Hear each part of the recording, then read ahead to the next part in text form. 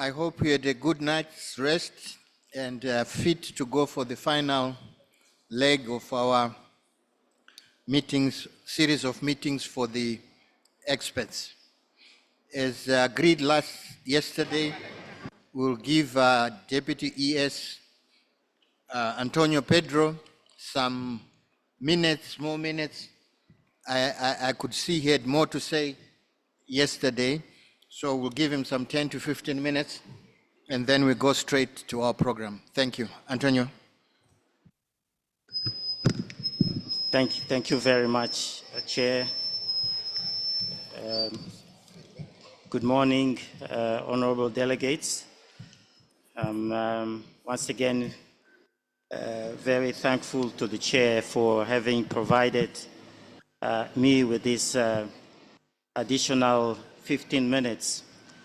And I thought I should really invest on this extra 15 minutes that were graciously provided to me to try and reflect a little bit on some of the very important issues that our member states and you in particular, Chair, raise in the course of our 2 days of meeting. Very, very constructive feedback. And I think one of the major messages that you conveyed is that we really need to move from very little small interventions here and there to catalyze real transformation across the continent. On that basis, and building on some of the internal reflections that the United Nations system had a couple of months ago, I thought I should share this particular schematic diagram with you that really tries and capture what would require for us to break new ground. In other words, we need business unusual for us to be able to achieve all of the aspirations that are captured in Agenda 2030 and Agenda 2063. So this is the ecosystem for transformational change and leadership on the continent, one that is underpinned on a greater scale, ambition, and connecting the dots so that everything that we do leads to another. So sometimes in many of our countries, that has been one of our major failures, is that, for example, when we have the visions and the strategies, we don't have the relevant policies, laws, and regulations to support the implementation of the visions. And when we have the two, sometimes you don't have the institutions. And when we have those three, sometimes you don't have the capacity. So that's the importance of really trying to connect the dots to make sure that we are much more resolute, directional on the things that we do. And our meeting, this is a conference of ministers of finance, planning and economic development. Sometimes we focus it more on the ministers of finance, and we do not spend enough time into discussing what is it that we can do better to ensure that our plans are more consequential and that economic development indeed it becomes the outcome. So for example, and again, going back to the question that the Honorable Delegate of Rwanda had raised yesterday, I mean, I had made reference yesterday to some of the analytics, the toolkits that we need to do, though that database that is important for us to know how to invest, where to invest. And in this particular schematic diagram, for example, we've identified the need for us to spend more time together into understanding what we call the pathways or the foresight analysis in these days. So what is it that we'll need to do consistently to arrive at the destination that we want? And then we also need to understand what is it that our countries represent in terms of investment opportunities. So the profiling of those investment opportunities is critical for us to target better, for us to get the highest possible returns from every dollar that we spend. So things like growth diagnostic studies become important. And if I go back to my initial point about where we have visions, sometimes you don't have the capacity, the skills gaps assessment becomes important. And here there is a reference to a very, very important tool that, for example, the ILO has, which is skills for economic diversification gaps assessment. And we have other institutions like UNCTAD that has the productive capacity gaps assessment, which now looks at the entire productive system in a country and tries to understand whether we have what it takes to, for example, become a superpower in X, Y, or Z area of comparative advantage. So this is a very important part of the conversation. So, and we had identified some of the things that are parts of the roundtables, the macro, and so on. And just to go back to a similar situation that we faced when there was a global economic meltdown was it 2008 or so, we met in Abuja to discuss what would be Africa's response. And this is to address a question about what is the role of central governors of central banks. So we had a caucus meeting of African governors of central banks, and the conversation was indeed whether you could go beyond your mandates. Expansionary monetary policy was one of the things that was part of the options at that time for us to be able to secure the fiscal spaces. I know in our case we cannot print money as others do, but that indeed calls for what you have mentioned earlier, Chair, about the need for the fiscal and monetary policy to be in sync. So I think those are the kinds of conversations that we need to do more together with a view to achieving that change. So in Kigali, when we're discussing the 10-year implementation plan of Agenda 2063 and the successor plan, one of the things that we also referred to is the need for us to go from ecosystems to ecosystems. And this is really about breaking some of the silos that impede that the interministerial coordination. That's why I made reference to the fact that this is a meeting of Ministers of Finance, Planning, and Economic Development, so that we have greater and we make impacts, we make the most for every dollar invested. The conversation about whether we should put more money into gender and poverty, yes, but the entry points to achieving that are multiple.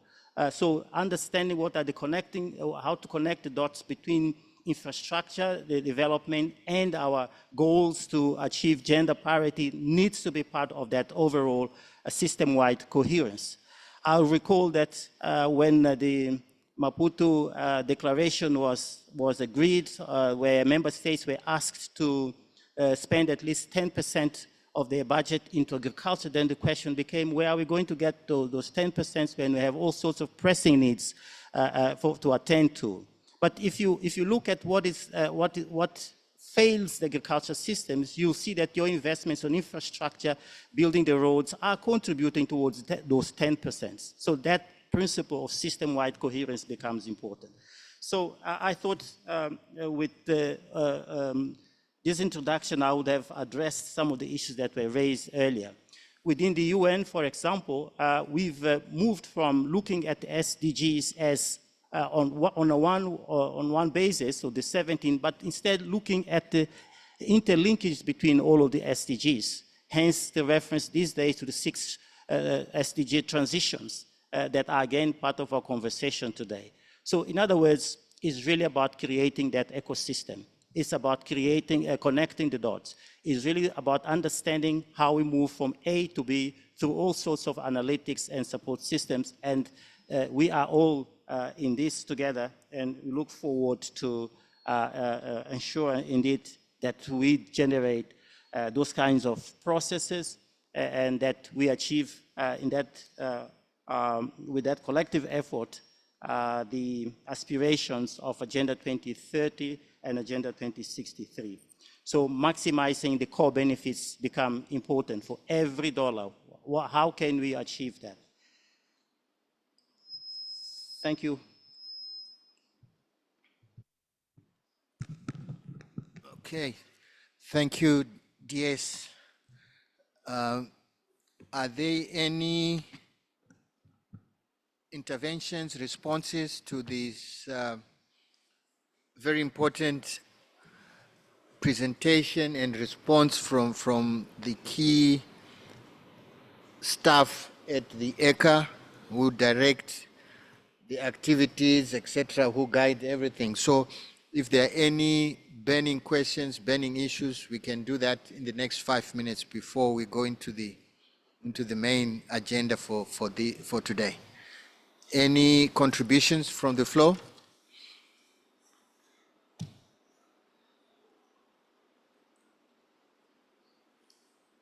So, Antonio, I think you have answered everyone, and everyone is happy. I've also requested the Secretariat to share with you the diagram which was put on the screen. It's really very interesting. I was just going through it. A pathway to an ecosystem for transformational change and strengthening of Africa's agency. I think it picks on quite relevant and critical issues as we move forward. So thank you very much, Des. Now I think we can go back to our program.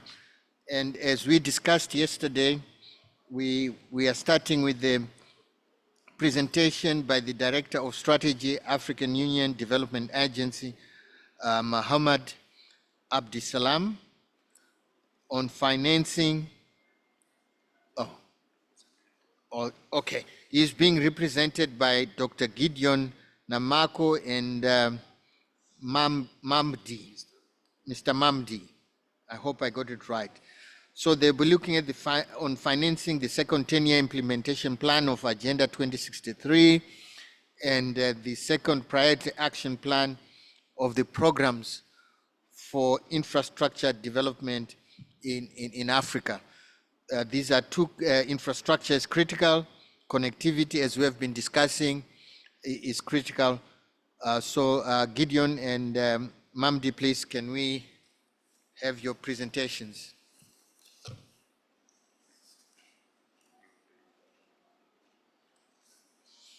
Can they come up to the podium, please?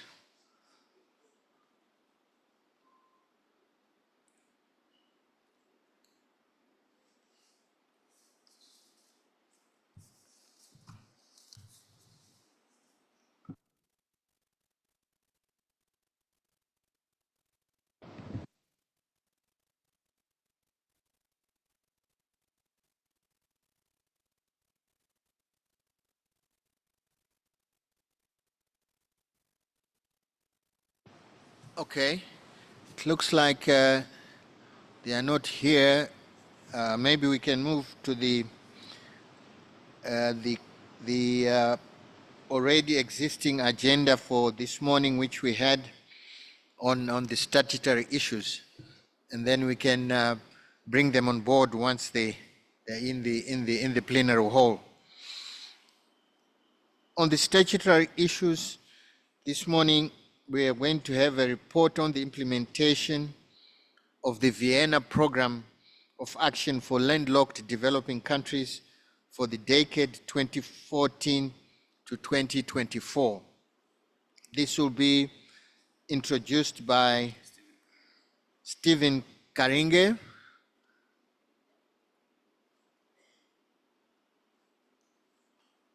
And then we'll have a report after him on the progress made in Africa in the implementation of the priority areas of the DOA Program of Action for the Least Developed Countries, which will be introduced by Adam.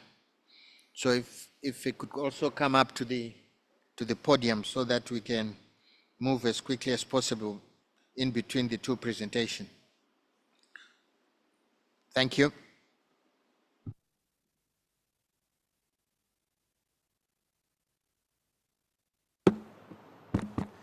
Good morning, everyone. Thank you very much, Chair, Excellencies, colleagues, ladies and gentlemen. So I'm here to introduce what I consider to be a very important report, just like the many other reports that we have gone through since the first day.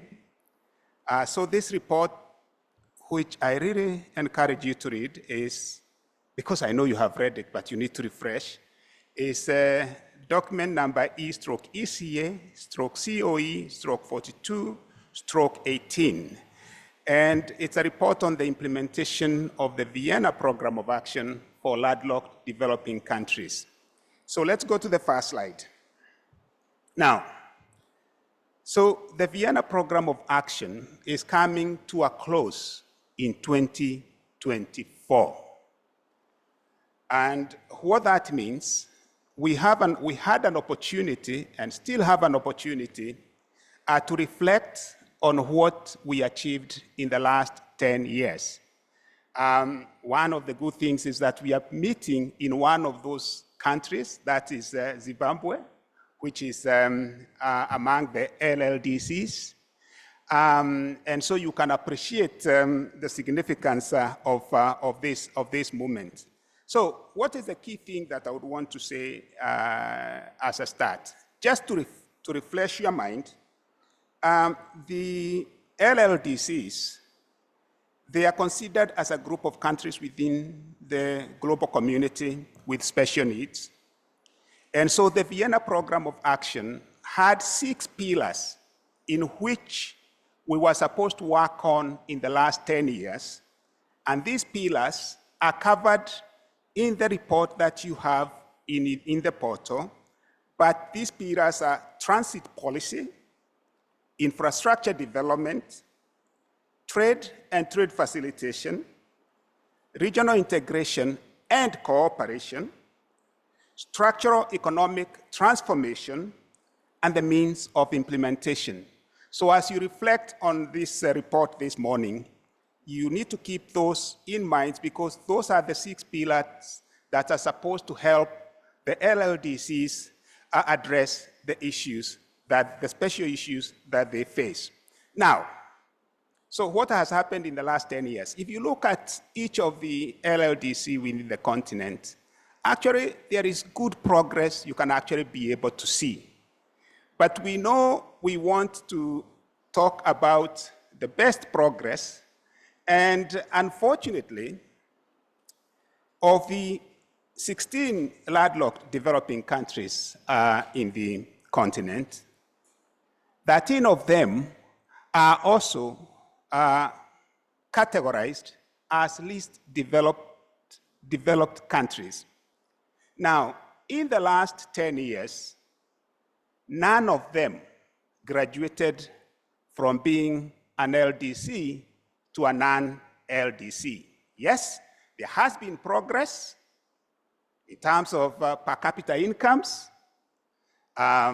People are more educated and they are healthier, but that has not been enough through the investments under the VPOA for these countries to graduate from being least developed countries.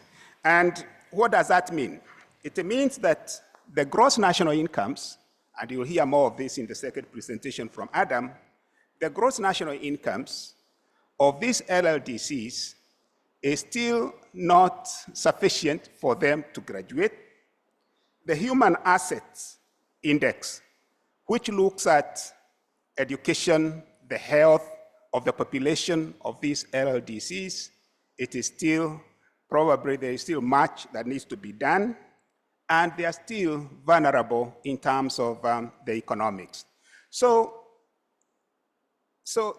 there were challenges that we can identify that probably explained why the efforts did not yield the reports that we expected. So the first one is the decade has had actually quite a number of shocks, which we continue to talk about globally, the pandemic, including the issues that have arisen because of the various conflicts that are going across the world. At least we know of two major ones.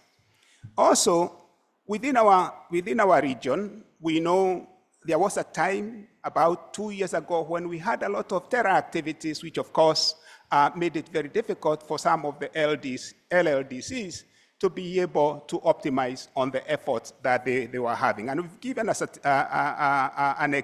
an example there, whereby within the Sahel region, 2 years ago, there was a lot of terror activity, which of course has been brought under control. And also, despite all the improvements that we have seen in health in Africa, considering that a lot of countries are doing very well since the pandemic to address the challenges that were exposed by the pandemic, we still have a good number of the LLDCs having the lowest life expectancies at birth, highest infant and maternal mortality. And that's why I would want you to read the reports, because we have more details on these statistics. And now I'm going to move a bit more quickly. Next slide.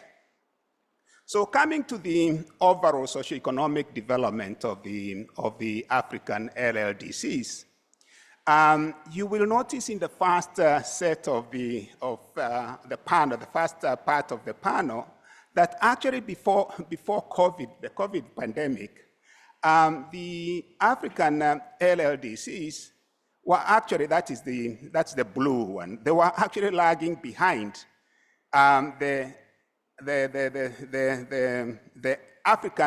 non-African LLDCs and also Africa in general. But something interesting happened after the pandemic. We see the LLDCs actually performing better than the way they were performing in terms of, in comparison to the other non-African non-LLDCs, and including in Africa in general, which of course tells us that we know the LLDCs were really hit by the COVID pandemic like everyone else.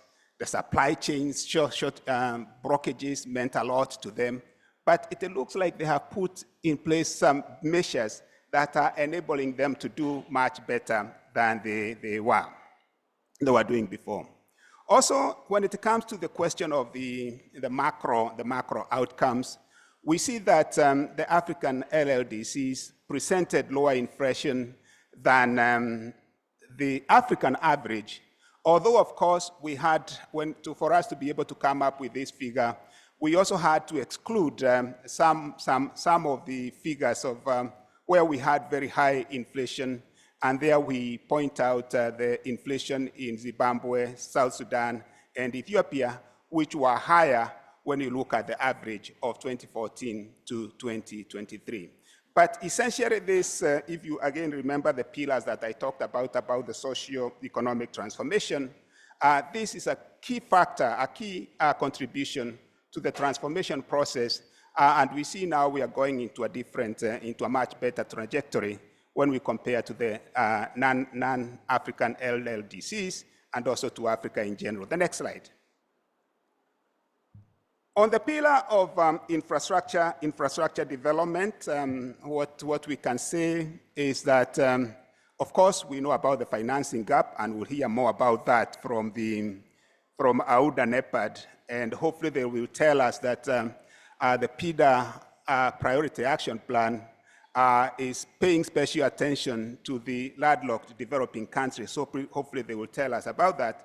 But when it comes to the connectivity in the area of roads, the density of paved roads in African LLDCs is lower compared to nearly half the average of all LLDCs, those in Asia and those in Europe.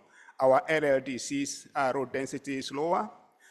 When it comes to the rail network, 5 of our LLDCs do not have any network connectivity. When it comes to the to the energy, that is the connectivity to energy, even though Africa has done quite well in terms of increasing access to energy from 2014 to 2021, we do still have about 7 landlocked developing countries of our 16 landlocked developing countries where less than 20% of the population had access to electricity in 2021. And when it comes to internet connectivity, and incidentally, if you read the report, you will see that countries like Zimbabwe, Botswana, Rwanda, Uganda, they are doing very well in terms of the Global Innovation Index, which of course has to do also with the way they are utilizing the technology and internet access. But even having said that, on average, most LLDCs have fewer users of this technology compared to the rest of the continent and to the non-African LLDCs. So next slide, that's on the infrastructure. So the first pillar of the LLDCs for the Vienna Program of Action was actually on transit policy. It also happened to have been the main issue during the Almaty Program of Action, which was succeeded by the Vienna Program of Action. So this basically tells you that the competitiveness, it shows you what the competitiveness of the trade of the LLDCs is like. And what you see here is that exports from African LLDCs has, in terms of the global share, continues to be very low. So we were expected to see more of this over the last 10 years. So you can see it has been around 0.2%. When it comes to imports, which of course imports are good if you're using them as intermediate inputs, it also means that they have remained relatively the same. So in fact, the trade balance of African LDCs has remained negative over the period of the program. And in the report, we argue that this is because of the continued dependence on the export of low-value added commodities and also the importation of high-value manufactured goods. And the story is basically the same when it comes to the global to services, the share of the LLDCs, African LLDCs, in the services trade, both in terms of the exports and the imports. And you can compare those bars with the exports and the imports of the non-African LLDCs. So we thought it was useful for us to be able to show, relative to the non-African LLDCs, what is happening to our LLDCs. Next slide.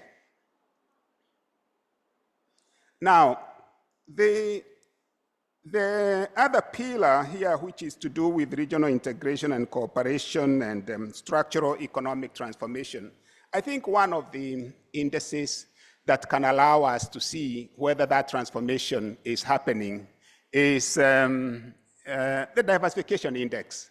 Because the diversification index, it looks at whether you have a concentrated economy or whether you have a diversified economy. And so what we see here is that the share of agriculture, or rather the structure of the economies of the African LLDCs have remained the same. If you see from 2014 up to 2022, where we plotted this data, we see really the blue, which is agriculture, what color is that? Orange from here, which is industry, and the gray, which is services. We see that the share of services continues to be the largest, and if you dig a little bit deeper on those services, you will see they are not necessarily the high-end services. It's still low-value services, And that probably explains why also the gross national incomes per capita have not grown as much as they should have grown. And when you come to the export diversity, we see that actually overall the export diversity decreased among the African LLDCs between 2014 and 2022. So the blue is the one for Africa, and then the orange is on the right-hand side is the one for the LLDCs. And usually, the lower the bar, the better. So, so those higher orange bars means that the LLDCs are doing much poorer compared to the average of the continent, both in terms of in terms of the export product diversification. Next slide. And I'm almost done, Chair. So, coming to the conclusion. So there is a new program of LLDCs that is currently being constructed under the agencies of the United Nations. I think you have actually already gone through the draft text, which is happening in New York. As your secretariat, last year, was it last year or the year before, we organized a review meeting in Botswana, whereby we looked at this kind of performance that I have presented here, and we were able to come up with some recommendations, which I think were captured in your meeting last year, and we have sent those recommendations through the Office of the High Representative for landlocked developing countries. So our ask at this point is that as we go to Kigali in July, two things: please review the report carefully, share it with the African PR representatives in New York, hopefully follow through the negotiations so that at least we ensure that some of the things that emerge here, and one of the weaknesses, in fact, is the fact the means of implementation we did not mobilize enough resources or sufficient resources, at least be able to ensure that the next successor program deals with that. But for us, as your secretariat, we promise that we are going to continue supporting the work of the LLDCs. We even had a special session where we looked at what does the AFCFTA mean for the LLDCs. So when we are doing the strategies for LLDCs, individual LLDCs, we are paying particular attention on how those strategies can advance, can address the special needs of the country as an LLDC. We've been supporting, including the implementation of the WTO Trade Facilitation Agreement. We do a survey every 2 years so that we're able to identify what more needs to be done. We will continue to collaborate with other institutions so that we ensure that the means of implementation that would support the investments for transport, for energy, for ICT, digital transformation, continue to happen.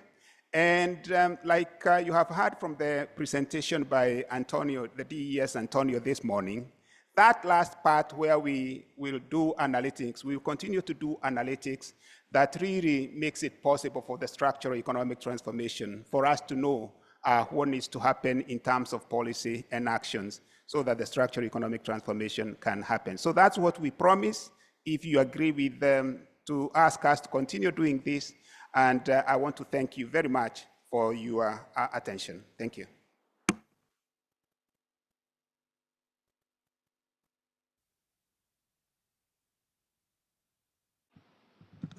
Thank you very much. Very interesting presentation. I think this is the core of what we've been discussing, and I'm happy you are looking at some of the things and issues. Adam, if we can have you on the podium.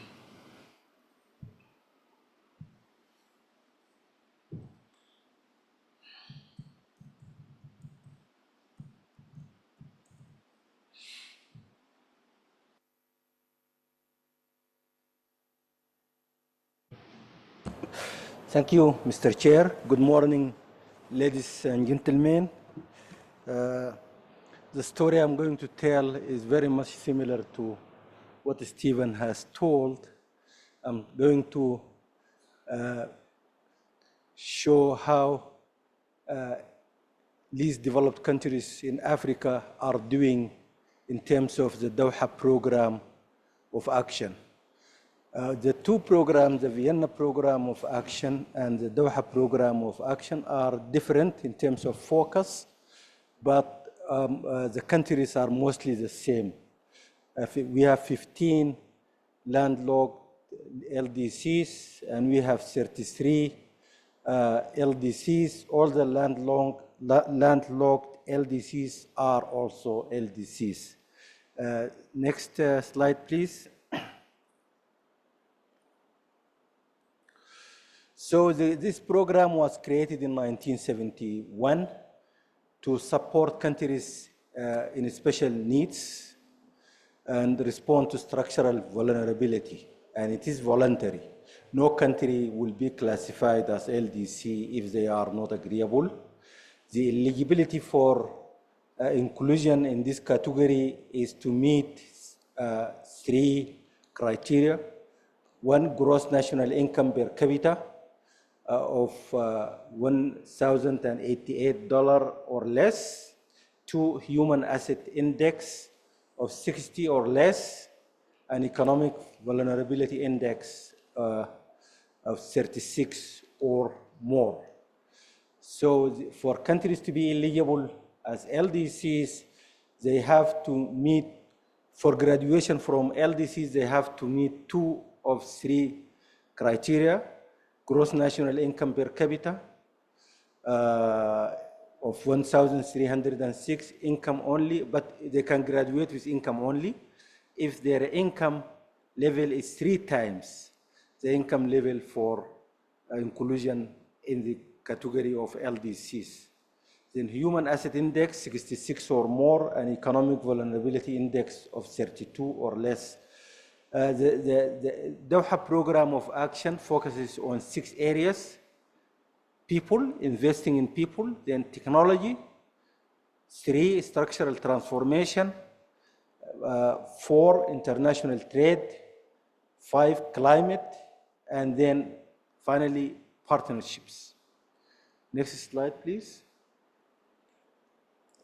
As I said, today we have, out of the 45 LDCs globally, 33 of them are African, 8 from Asia, and 1 from Caribbean, and 3 from the Pacific. We have the names there, the African countries that are classified as LDCs. So 3 African countries have graduated from LDC status since 1971. These are Cape Verde, Botswana, and Equatorial Guinea. And 2 more countries have been recommended for graduation: Sao Tome and Principe and Angola. And in the 2021 review, 4 other African countries met the graduation standards. These were Comoros, Senegal, and Comoros, Senegal, and 2 more countries in the report. Next slide, please. Now, how are African LDCs performing in the 6 priority areas of the Doha program of action? Again, like Stephen presented, the performance has been low generally. If you go to the first area, investing in people,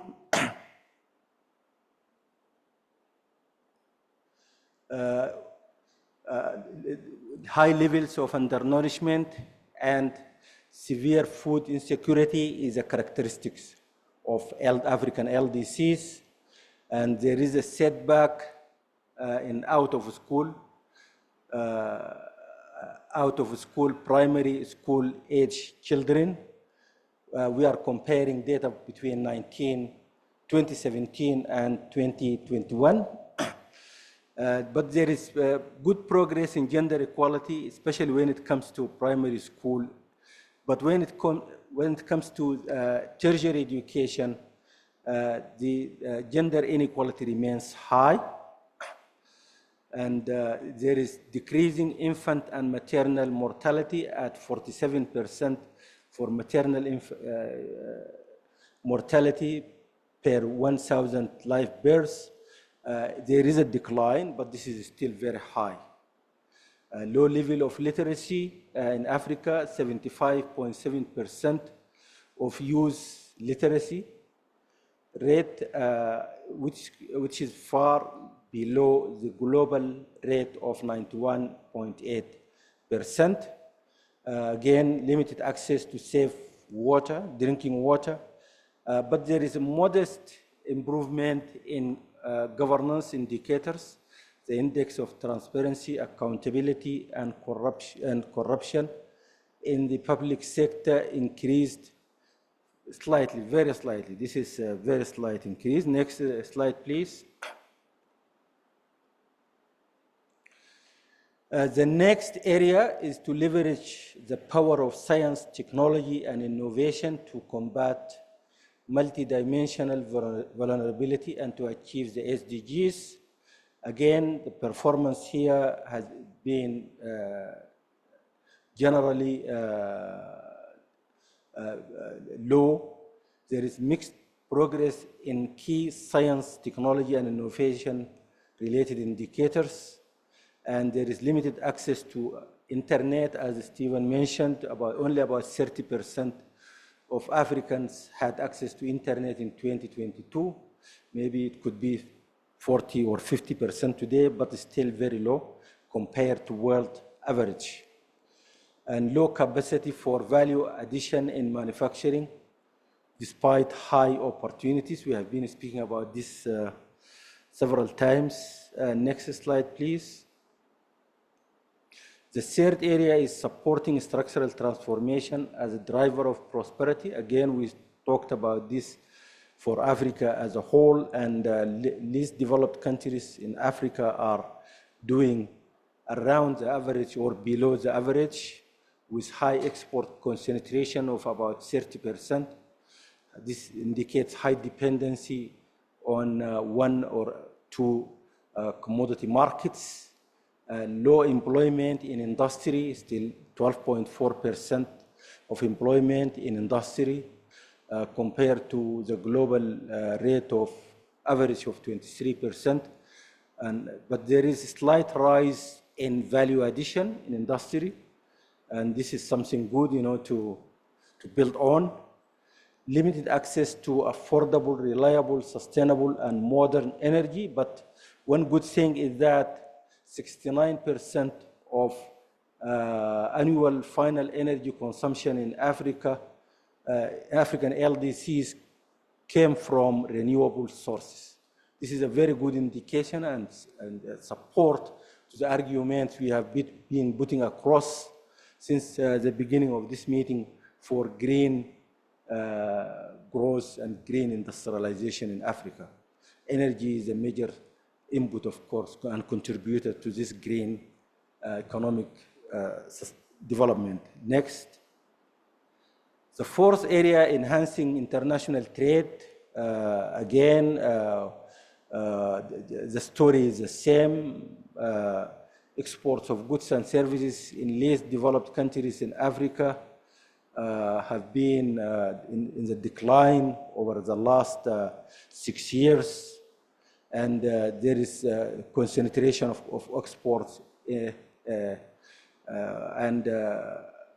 the largest of least developed countries' share of global export is again concentrated in primary commodities as far as LDCs are, African LDCs are concerned. Very high level of concentration compared to even to other LDCs. Next, please.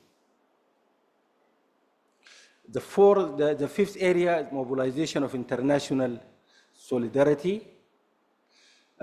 Sixth area, mobilization of international solidarity.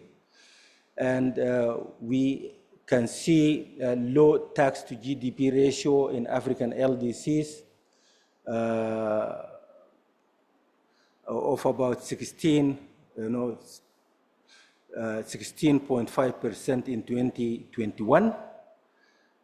This is very close to Africa average, actually above Africa's average, but still very low compared to global average. And there is a decline in ODA,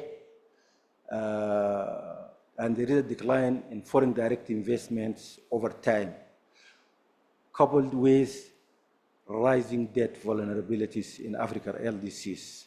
So next slide, please.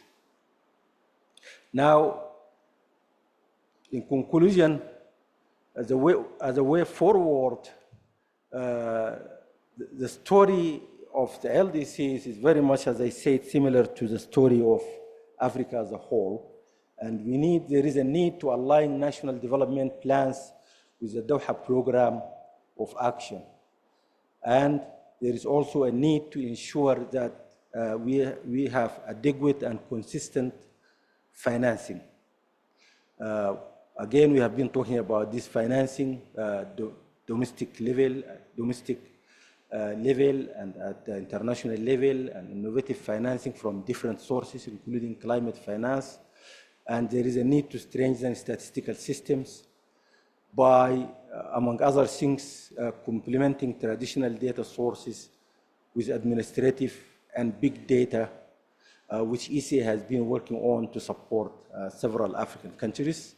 And there is a need to prioritize least developed countries in the rechanneling of SDRs and the reform of the global financial architecture. Well, we have also been saying if African countries are to promote just and sustainable development in general, they need to develop bankable projects to attract investment, including green investment.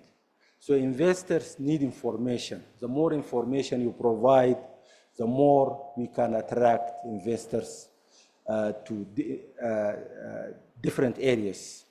And there is a need to support the technology bank for the least developed countries in its efforts to enhance the scientific, technological, and innovative capabilities of African countries, and to implement reforms to accelerate AFCFTA. We have been talking a lot about this. Finally, there is a need for special focus on social safety nets to cushion vulnerable people from the impact of socioeconomic shocks.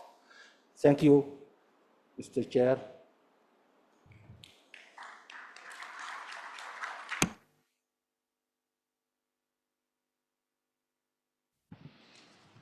Thank you very much for the two presentations.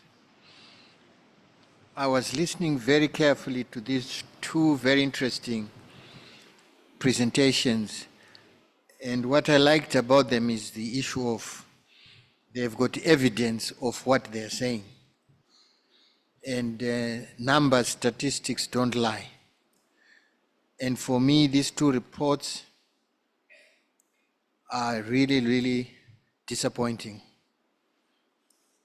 and it paints a grim picture of where we came from and what we wanted to do, and what has happened in the past decade. So it looks like we still have a long way to go, and we need serious introspection. All the indicators, both from the first presentation and the second presentation, really are tough to swallow. But I think as Africans, we own our destination. And I think it's high time we take charge of this destination and see how strategically we can achieve what we commit to achieve. Let me, with those few comments, let me ask Mr. Aniket Gai from the Office of the High Representative for the LDCs, who has requested to speak after the two presentations. Mr. Guy, please. Is he in? Hello. Can you hear me? Yes, we do. Thank you, Chair. Excellencies, distinguished delegates, I take the floor on behalf of the UN Office of the High Representative for the LDCs, LLDCs, and SIDS. At the outset, I would like to thank the government of Zimbabwe for its warm hospitality and the UN Economic Commission for Africa for the excellent organization of the meeting. I also thank UNECA for the documentation and detailed presentations. I would like to make a few brief points on the LDCs, followed by the LLDCs. I start with the implementation of the Doha Program of Action, which offers a blueprint for the LDCs to recover from the negative impacts of the COVID-19 pandemic and other crises, such as rising food and fuel prices and climate change impacts, and to get back on track on achieving the 2030 agenda. And we saw in the presentation a very detailed account of the situation. So while the situation indeed remains dire, I would like to make a few points on some of the good news as well. So 2 years into the program of action, we are starting to see some steps forward. According to preliminary data, progress has been made by several African LDCs in the process of graduation from the LDC category. At its triannual meeting, which will take place in New York next week, the UN Committee for Development Policy will review the performance of all LDCs. And we expect, based on preliminary data, that 2 additional African LDCs could become eligible for graduation, while 3 additional African LDCs could be meeting graduation thresholds for the first time. So this would be a significant step forward if it takes place, particularly as this would make these latter countries eligible for recommendation for graduation in 2027. However, at the same time, the pandemic has likely set back the overall performance of at least 2 other African LDCs who had previously been making progress in the graduation process. Furthermore, the pandemic and other crises have had a devastating impact on food security and hunger for the LDCs as a group overall. And therefore, we underscore the importance of the DPOA's emphasis on building resilience to safeguard progress on sustainable development, especially in the African LDCs who remain highly vulnerable to economic, health, and climate shocks. I turn now to a short update on the preparatory process for the 3rd UN Conference on Landlocked Developing Countries, which our office is organizing. I would like to thank UNECA for its support with the African Regional Review meeting held in Gaborone, Botswana last year as an input to the preparatory process. The conference will take place at the level of head of state and governments from 18 to 21 June.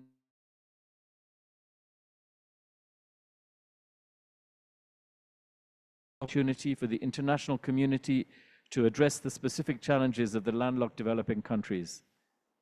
The conference is expected to adopt a new 10-year program of action for the LLDCs. This conference will take place for the first time in Africa. In addition, Botswana is serving as the current chair of the LLDC group and has expressed strong commitment to a successful outcome. So both these factors offer the opportunity to highlight the specific challenges facing the African LLDCs, which make up half of the LLDC group's membership. The UN Secretary General will open the conference, and we expect a high number of heads of agencies of the UN system to attend, as well as strong representation from the World Bank Group and the IFIs. The conference will include dedicated tracks for South-South cooperation, parliamentarians, the private sector, civil society, and youth. Negotiations on the new 10-year program of action for the LLDCs are in full swing in New York and capitals. We are optimistic that the negotiations will result in an ambitious and forward-looking outcome. I will stop here, and we look forward to welcome you in Kigali later this year. I thank you.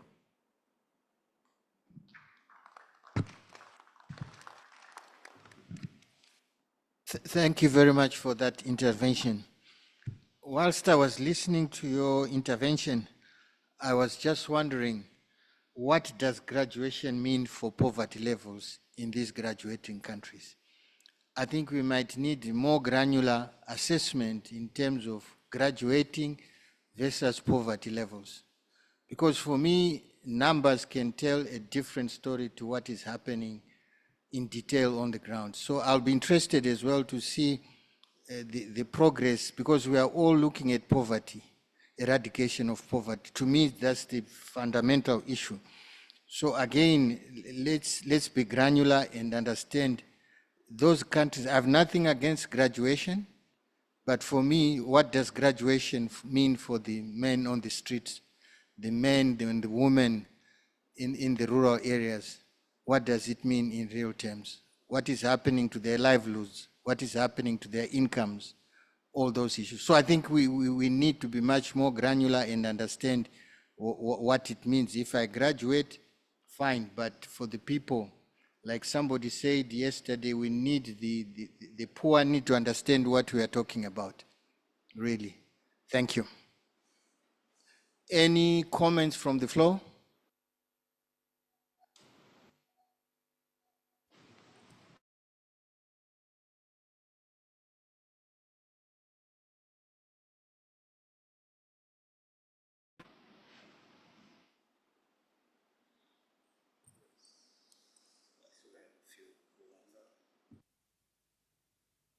We have Rwanda. I can't see the other. Tanzania.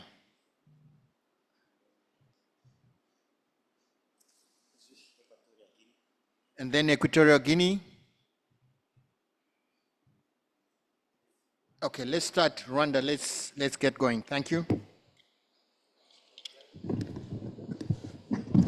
Thank you very much, Chair, and thank you also to the presenters for a brilliant presentation. My comments are more or less general to both presentations. I was wondering, as I was looking at the numbers of export diversification in different landlocked country. We do not like much this word in Rwanda. We call it more, how can we become more land-linked instead of landlocked? But the comment I had was more on the, do we know how much of those export receipts are repatriated? We can look at the numbers, export is growing, diversified, but how much of it is actually coming back to the country? Another issue, again, I did not really see how we are addressing the issue of current account deficit. How do we tackle the issue of reducing the import bill? And some of the things, as we try to achieve the issue of investing into infrastructure, how do we promote local content in our countries when we implement these big infrastructure projects? So some of these questions, if we could try to see how they are connected to the issues that we are looking at, it could contribute to understanding really how much of the receipt are staying into the country, how much of the forex that we generate, we reduce the outflow of those forex. It would be interesting to know if these are some of the things that were also looked at into the assessment. Also, in terms of different sources of financing, when we look at the numbers, especially for Rwanda, I'm going to talk about Rwanda, the issue of remittances. Specifically for Rwanda, we've realized that remittances have grown more than FDIs in recent years. So it would also be interesting to see some of the things that could be done in that area to be able to really put in place different financial platform so that those remittances could actually be attracted in terms of the cost of transfers, in terms of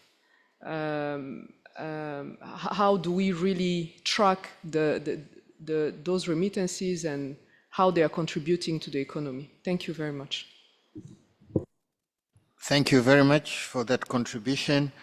Again, the issue of the repatriation of export proceeds is also linked to the issue of illicit financial flows, because through these exports there's under-invoicing and all those issues. So I think it's a good point. Remittances, yes, even here in Zimbabwe, they've become a big source of financing, and I think also ECA could come in and see how we can leverage, as we mobilize resources, how we leverage these huge remittances, which are over billions for most countries. And really, as we look for green bonds, etc., one would expect that the diaspora can participate in these programs. But thank you so much.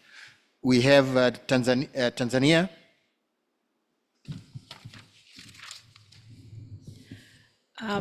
Thank you so much, Chair.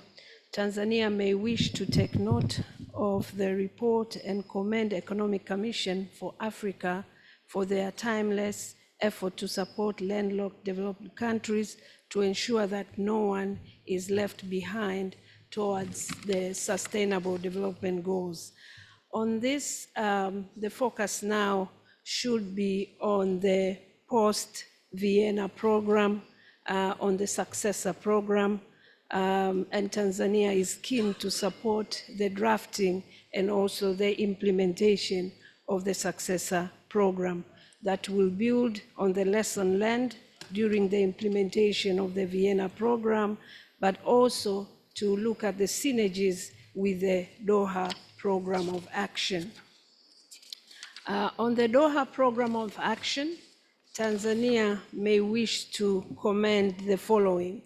In order to effectively implement the Doha program and its recommendation, there is a critical need for member states to conduct regular country-led and country-driven reviews, but also member states have taken initiatives in mainstreaming the Doha program, SDGs, and Agenda 2063 into their national plans. However, the issue of incoherent reporting remains the challenge.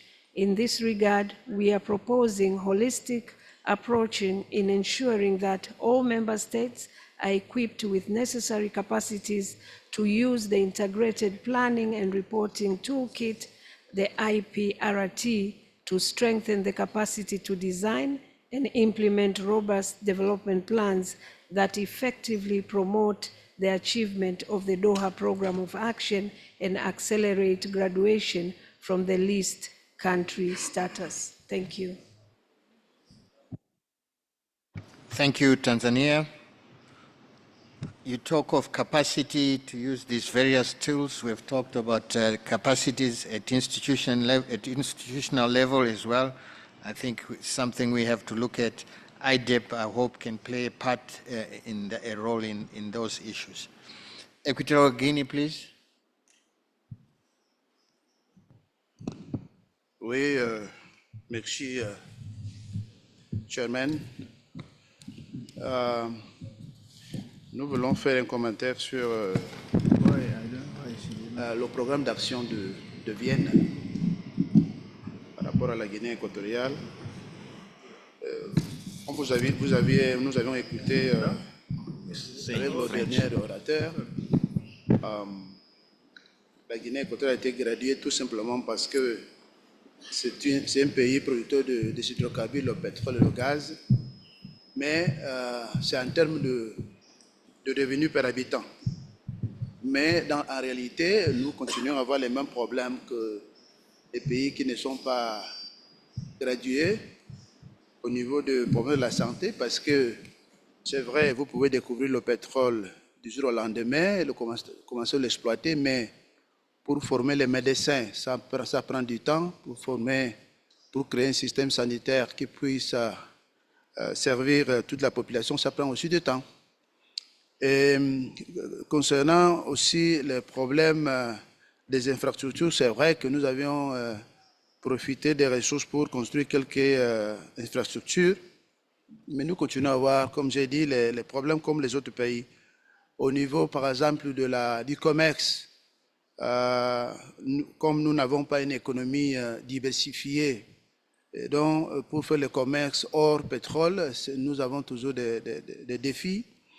Au niveau de l'intégration sous-régionale, vous savez, nous sommes un pays de la CEMAC.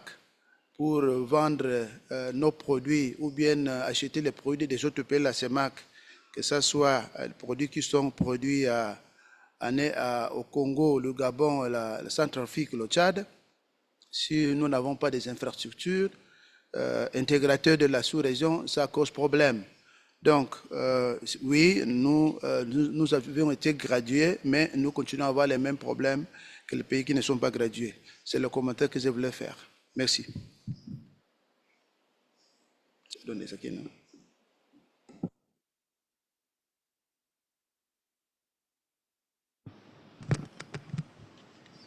Thank you very much, Equatorial Guinea.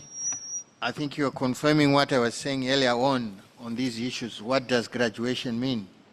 And really, that's the evidence we have, I think, as we go forward to say graduation, what does it mean? Thank you so much, Guinea. Mali, you have the floor.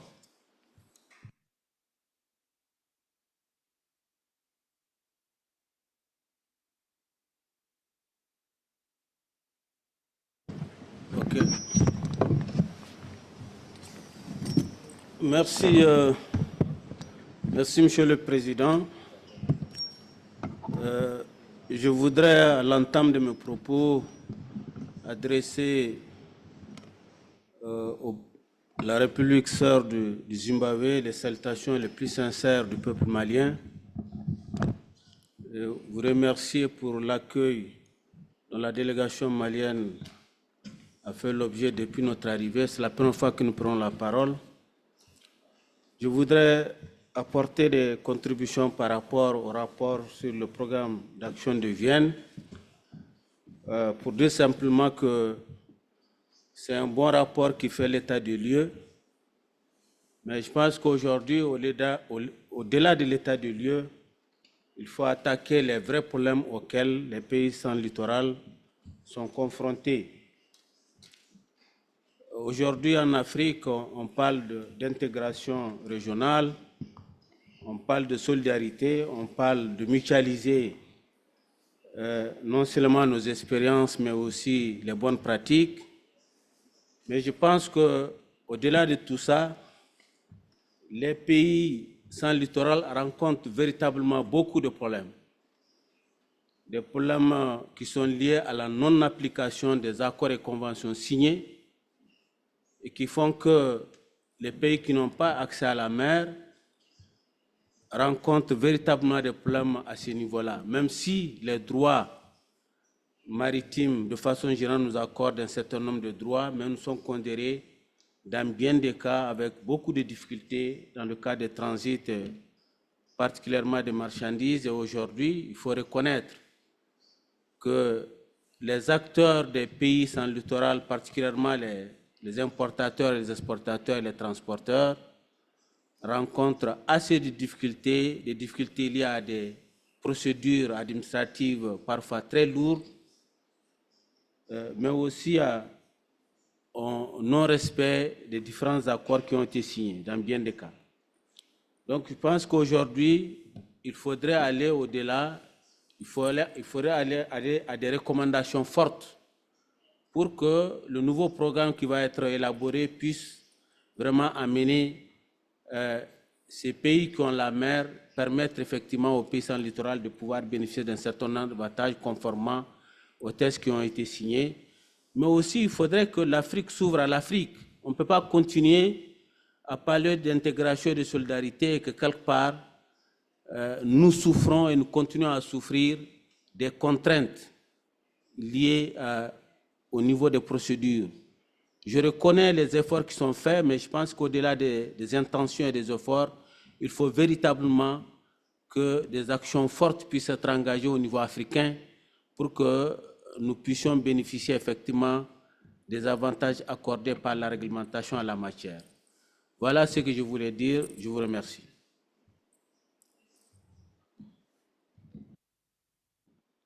Thank you, Mali. I think the issue you are raising, moving beyond the reports, I think this is what we have been discussing with colleagues up here, that we now, the new program, whatever the restructured program, should and must provide practical solution to all these identified problems or challenges or the outcomes of these two reports, which was very clear. Burkina Faso.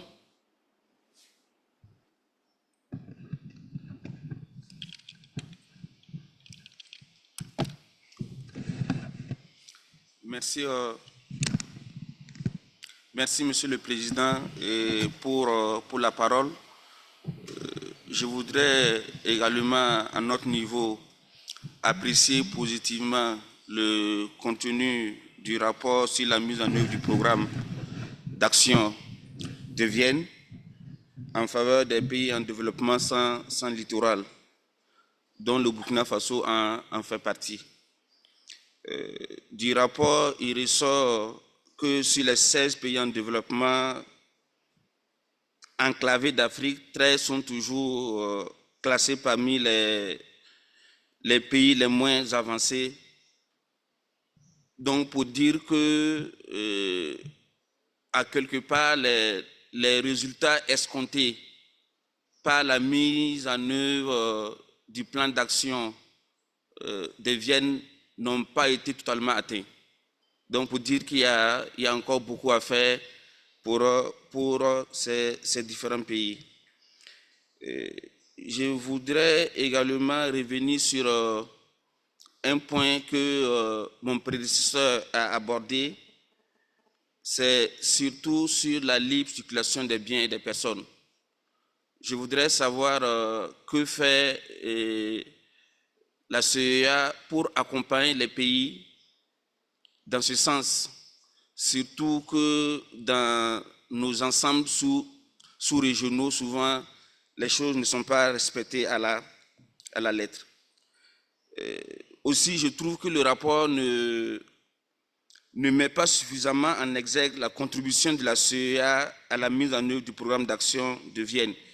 Je m'attendais qu'il y ait des points assez spécifiques qui retracent ces différents éléments.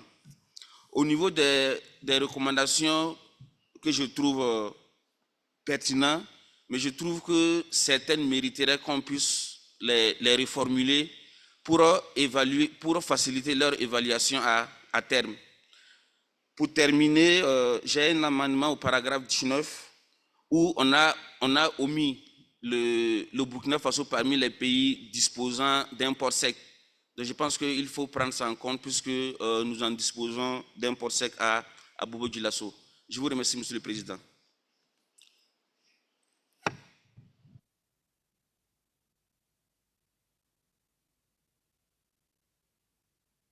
Thank you very much. I like your statement on the specific actions from ECA and also the issue of the recommendations which must be also be specific, and I think they need tightening and strengthening so that we can see the contribution of ECA to all these issues which have come out very, very clearly. South Sudan.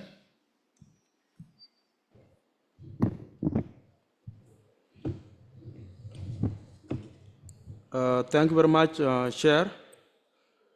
South Sudan appreciates the government of Zimbabwe for hosting this magnificent event and for the warm reception and hospitality accorded to the delegates. We also thank the ECA and team of experts for the wonderful organization and these presentations. We associate ourselves with the presentations and comments provided since the beginning of this important conference. Chair, we have listened very well to the two presentations. And first, we appreciate the elaborate explanations and examples given by the presenters. But like you, we also felt that a progress, especially for the two program of actions, the one for Doha and the Vienna, that the progress has been very slow. And in this case, all of us, especially our partners and the countries, we need to think of a new paradigm going forward. And in this case, I would just like to raise a general question to the presenters.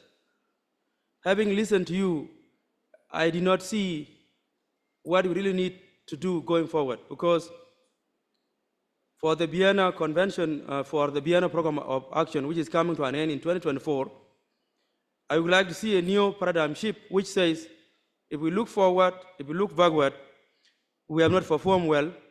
But if we look forward, we need to have a new paradigm shift so that the LDCs could perform better than the way we have done for the last few years. So this is one broad question that I would just like to raise, because when I look at the recommendation, I did not see anything new that has changed or that needs to be changed. And so for us, that should be the focus.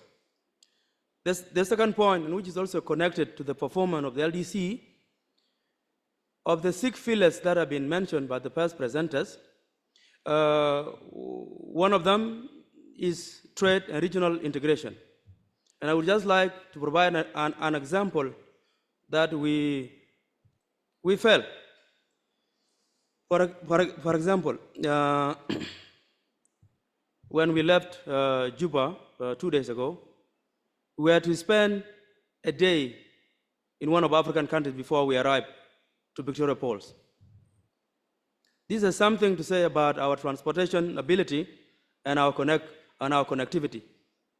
So maybe we need to look back and see what is it that we need to do to enhance regional and internal connectivity, such that someone flying out from Juba do not have to spend a day on the way before they arrive to Victoria Falls. My second and the last point is also related to what IMF calls great funding squeeze. And this is what it relates to the point that Rwanda mentioned earlier. And that is different sources of funding over the last few years, because of COVID, because of regional conflict, have made it difficult for our countries even to finance essential development projects. I can just provide an example of our country, South Sudan, that for the last few years, we have to depend on our own internal resources, which is the oil, to fund road construction. We have a program called Oil for Road program. Of course, I can say we have achieved so much with that, but that also means taking resources away from other services to focus on road, which should have been a long-term finances. So this, it's also raised question about what are we doing as the continent and for development partners, including the ECA, the EU, to ensure that the issue of diversifying sources for financing is really taken to the next level. Because as we leave this decade behind, we would like to see a different decade. With this year, let me just say that South Sudan agrees with all the comments that have been mentioned since yesterday and this morning, and we very much submit and thank you. Thank you very much. Again, colleagues up here, the issue of the recommendations, I think they need to be, look at the recommendations and see how we can improve them to make them more impactful and so that they address the issues which have been identified in the two presentations. Malawi. Thank you, Mr. Chair. In fact, my comment was also like Mali, my neighbor here, Sudan, and all of those that have requested for recommendations to be robust and in terms of practicality, very clear. But over and above that, my second kind of comment I wanted to make is that there was a little bit of comparison in terms of land-linked nations in Africa and in other regions.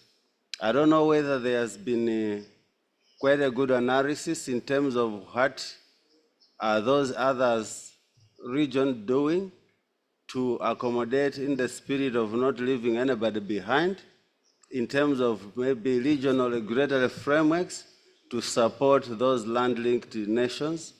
What is it that they are doing better than us, or what is it that we are not doing? So I think these kind of analyses or research, I think we should be able to learn what others are doing. So thank you, Chair, for the presentations.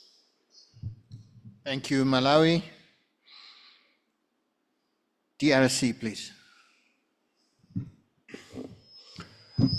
Merci, Monsieur le Président, pour la parole. Et j'apprécie à juste mesure et à ce titre votre sagesse pour la conduite de débat. Monsieur le Président, nous venons de suivre avec attention soutenue le rapport présenté par l'un des intervenants sur le programme de Vienne.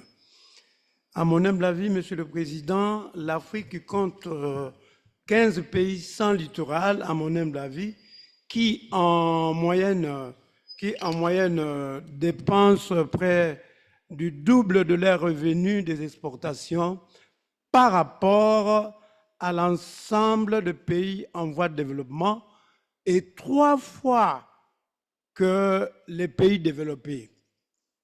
Dans l'objectif de répondre aux besoins spécifiques de ces pays sans littoral, les Nations Unies ont lancé d'ores et déjà le programme d'action d'Almaty, ou en anglais Almaty, dans le cadre global de coopération dans le domaine de transport en transit entre le pays en voie de développement sans littoral et de transit.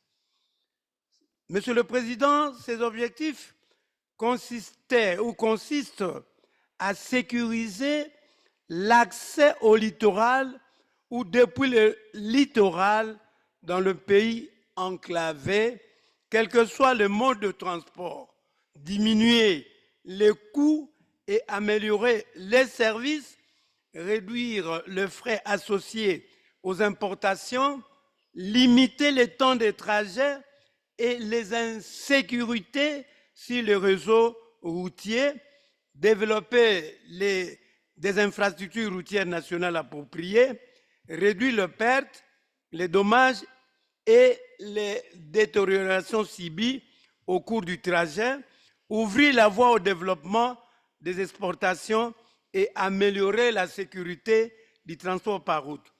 Ainsi, Monsieur le Président, pour atteindre ces objectifs, je vais atterrir. Les programmes devraient se concentrer sur 5 axes prioritaires. Primo, la politique de transit et les cadres réglementaires. Secundo, le développement des infrastructures. Tertio, la simplification des échanges commerciaux et des transports. Et enfin, l'assistance au développement et sa mise en œuvre. Comme cela, Monsieur le Président, ça va un peu diminuer le gros fardeau, le lourd fardeau que sont confrontés les pays insulaires. Monsieur le Président, telle était ma contribution et de la RDC particulièrement, sur ce qui concerne les infrastructures dans le pays sans littoral d'Afrique subsaharienne, je dis et je vous remercie. Thank you, DRC. I think the issue of connectivity, again, focusing on regional infrastructure, I think we wanted someone from PIDA to come in and respond. I hope we have someone from PIDA or from NEPAD, sorry, to come in and talk a bit about these projects, because I think we have identified the regional corridors which are to facilitate what we are talking about in terms of connectivity and linkages to the ports, et cetera. So for me, I think also ECA, the big role in these corridors, what is happening to these identified investments in both rail and road corridors for Africa. Senegal.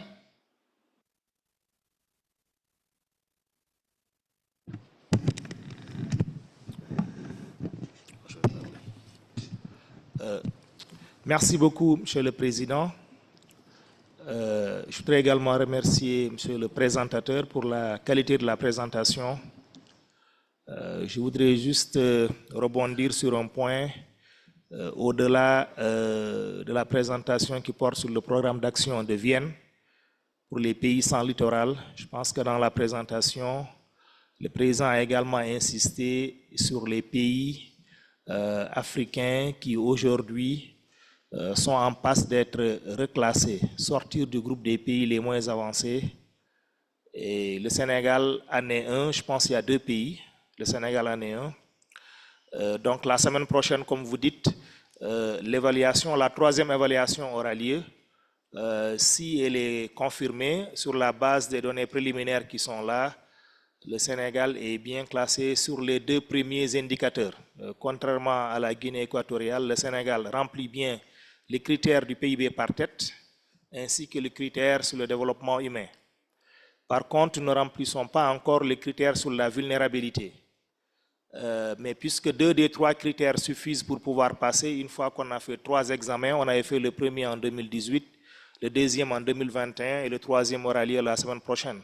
Donc en 2024, on considère que les résultats sont relativement robustes.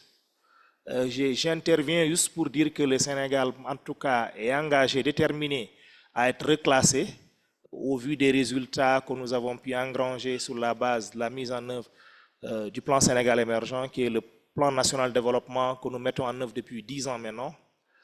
Mais le Sénégal, compte tenu de la situation de vulnérabilité, quand même a fait une demande officielle express adressée au système des Nations Unies pour préciser que nous souhaitons sortir à l'horizon de 5 ans, l'horizon maximum. Ça nous permettra de bénéficier d'une sortie ordonnée, sans heures. Ça permettra vraiment qu'on puisse avoir une sortie meilleure que celle qui a été observée par, je pense, le premier pays qui est sorti dans le monde, c'est, je pense, le Bangladesh, qui malheureusement après a subi les chocs de la COVID-19, qui aujourd'hui enregistre de sérieuses difficultés. Bon, nous ne souhaitons pas cela, donc nous souhaitons vraiment avoir une sortie de 5 ans au lieu de 3 ans, donc 2029 au lieu de 2027, comme l'a dit le représentant du système des Nations Unies. Et nous souhaitons également l'accompagnement du système des Nations Unies pour que la sortie soit sans heures. Je pense que de ce point de vue, c'est important qu'on précise que nous travaillons en étroite collaboration avec tout le système des Nations Unies, particulièrement la CNUSED qui a été, je pense, mandatée pour nous accompagner. On est en train d'élaborer une feuille de route pour adresser particulièrement la problématique de vulnérabilité, qui est une problématique globale. Je pense qu'aucun pays des PMA n'a pu remplir ces critères de vulnérabilité.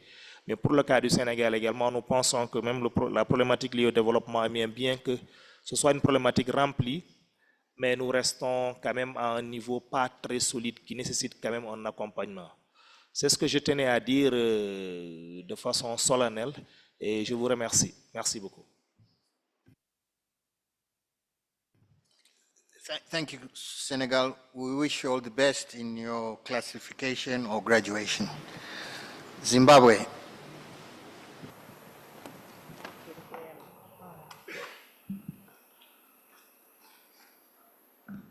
Thank you, Mr. Chair, and good morning to you all. I want to also thank the presenters on the elaborate presentations. My comment is targeted towards the implementation program for Vienna Program of Action for Landlocked Countries, and specifically on the trade and trade facilitation pillar, which is closely linked to the regional integration and cooperation. The cause of concern here is with regards to the vulnerability of landlocked countries with respect to transit fraud, which Zimbabwe has been subjected to. And we've also noticed that despite the ICT systems that have been deployed, they are still vulnerable to the human elements. So I think since this program is being rolled over, we are welcome to its further work or activities, because we think this is an area of focus, especially for our country. And then the other issue which I need to highlight is with regards to the infrastructure, which is subjected to, I would say, because of the volume of traffic that moves through the north and south corridor, you see that our resources are stretched, be it infrastructure or human resources. So I think we also need help with respect to that element. The other issue that I also need to highlight is with regards to the diversification index. With relation to the concentration of the economic activities, particularly in services. Because what we notice is that there is a scramble for resources and business. We are being approached by the developed world or the first world in terms of selling their programs to us. But what we notice that in the process of them selling their projects or programs to us, we are also being asked to give up our taxing rights. And this we also need to be capacitated in terms of the assessments vis-a-vis to see what are the pros and cons, the benefits of giving up those taxing rights to be benefiting from these programs. I also need to mention the emerging trend that we have noticed with respect to export of services that is now happening in our countries, and then the new element of offshore financial services centers that are being developed. And we notice that the developed world is noticing that there is cheap labor in our local communities or in our countries, and they would need to exploit that labor. So this is areas of capacity that we may need to have assistance as we roll over to the next round of the program for the landlocked countries. Thank you, Mr. Chair. Thank you, Zimbabwe. Uganda, please.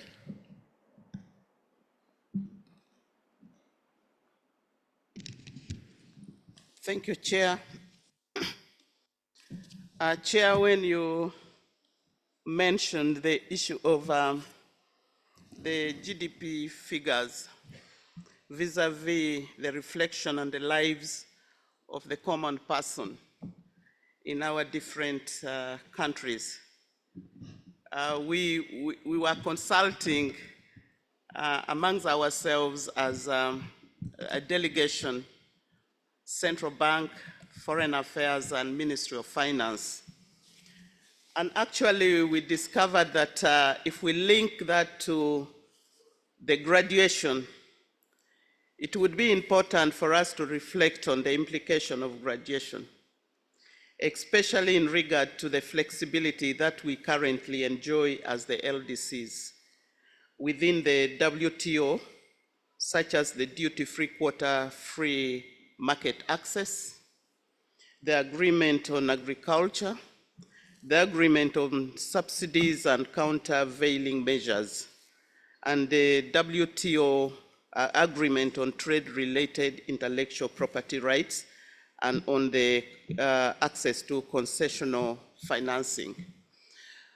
We actually looked at an example in Uganda that because of those flexibilities that they give to us as LDCs, we are able to develop our industries. Amongst them is the industry that manufactures generic medicines in Uganda.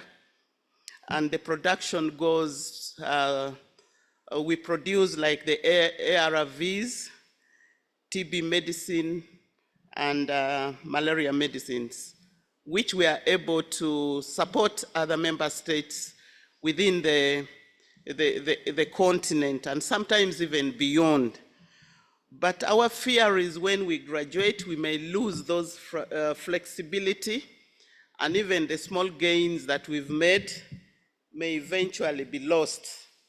So our thinking is the UNECA should speak more on the post-graduation adjustment phase with the view of providing some solution or even advice that what happens upon graduation, the LDCs may roll back the gains that they have made through the benefits accrued through the flexibility. And finally, Chair, allow me to take this opportunity, because when we gather as member states under this big conference, we should never forget to speak about things like sanctions. We are asking the LDCs to work hard to graduate, but they have been crippled by unilateral sanctions that they place them under. And sometimes we put that under the carpets, we don't talk about. But those are the areas that we must speak about and also make some proposals in our recommendations upon. Thank you. Thank you, Uganda. I like your assessment and analysis of the implications of or the consequences of graduation. Interesting observation there. Yes, the issue of sanctions. Zimbabwe is affected by sanctions, and we hope also we will take this opportunity to talk about sanctions and include these in the statement, in the report to our ministers, because really sanctions are crippling. Some might claim it's targeted, etc. But if you look at the global perspectives of sanctions, you have no access to correspondent banking and all the perceptions, negative perceptions from investors, etc. So I think this is a critical issue also for development. Thank you very much for that point. Ghana.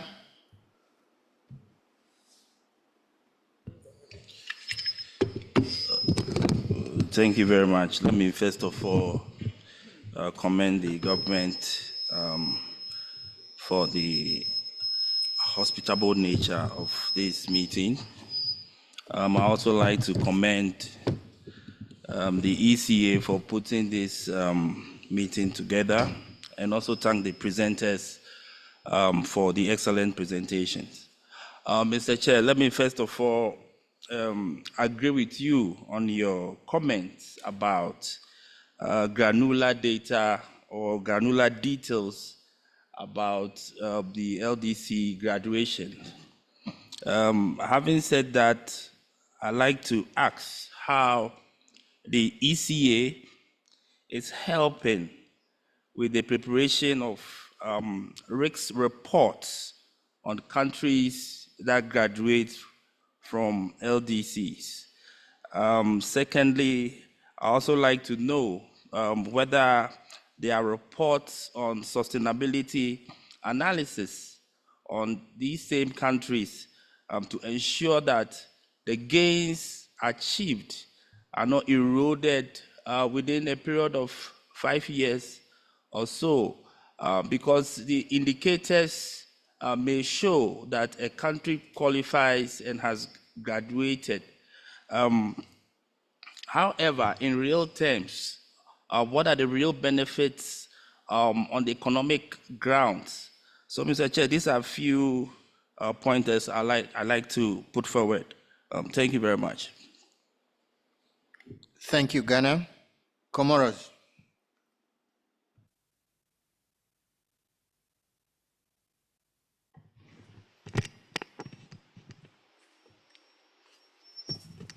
Merci, merci Monsieur le Président, de me donner la parole.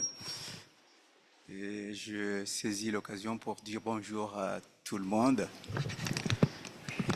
Je vais intervenir sur 2 points. Le premier, c'est par rapport à la graduation ou aux classifications ou au reclassement, si on peut dire. Les Comores, il se trouve que les Comores sont éligibles à la sortie des PMA par rapport à la tranche inférieure dans laquelle nous nous trouvons pour passer à la tranche supérieure. Mais comme le Sénégal, nous avons fait la déclaration aux Nations Unies de reporter notre classification, en fait notre évaluation, qui va donc avoir lieu pas en 2025, mais plutôt en 2029. Cela pose déjà un problème sur cette nécessité de sortir de cette catégorie des pays moins avancés, de savoir quels sont les avantages et quels sont les inconvénients de cette sortie. Parce que si on reporte, c'est qu'il n'y a pas forcément que des avantages. Et il y a certainement des inconvénients. Sinon, le Sénégal, on se précipiterait à sortir, en fait, à être reclassifié, à être classifié. Il y a un aspect qui me taraude, en fait, qui me chiffonne un petit peu, c'est le critère de vulnérabilité qui me semble beaucoup plus important et qui concerne tout le monde, pratiquement, qu'on soit développé ou pas développé. La vulnérabilité reste le critère le plus marquant, le plus décisif, en fait. C'est un critère qui concerne pratiquement tous les pays, avancés ou moins avancés. La vulnérabilité reste un critère global, sinon universel. Deuxième point, donc je vais finir sur ce point en disant que chez nous, en fait, pour les Comores, les envois de fonds ont beaucoup influé pour notre éligibilité de sortir dans les PMA. Et le Rwanda a posé la question de savoir comment faire en sorte que ces envois contribuent sérieusement et confortablement, en fait, au développement de nos pays. Parce que les envois de fonds ne sont pas beaucoup transformés, en fait, n'influent pas forcément positivement au niveau de la transformation économique et au niveau des investissements productifs. Donc là, c'est une question qui reste posée, c'est un défi, et il va falloir non seulement, comme le propose le Rwanda, trouver une sorte de plateforme d'orientation de ces envois de fonds, mais surtout d'échange de bonnes pratiques pour que ces envois de fonds, parce que tout le monde en est concerné, les diasporas, c'est une bonne chose en fait pour tout le monde. Il va falloir que tout le monde en bénéficie de manière efficiente et efficace. Le deuxième point, en fait, pour lequel je voulais intervenir, là je serai un peu plus bref, c'est par rapport au littoral, en fait, au pays avec ou sans littoral. Moi, j'aurais préféré qu'on parle de connectivité. Et ça, c'est la réalité, en fait, beaucoup plus économique et commerciale. Parce que nous, pays avec littoral, on connaît un problème de connectivité aérienne. Et cette connectivité, cette problématique de connectivité aérienne, c'est tout le monde qui en connaît. On est venu ici à pratiquement, presque tous les pays qui sont venus ici ont passé une nuit à Addis Abeba. Et il y en a qui ont passé, en fait, qui ont dû passer 3 jours pour arriver ici. La dernière fois, pour aller au Cap-Vert, j'ai passé 3 jours, 3 nuits avant d'y arriver au Cap-Vert. Et ça, c'est un problème réel. Il faut poser ce problème, en fait. On ne peut pas parler d'intégration régionale s'il n'y a pas une véritable facilité de communication.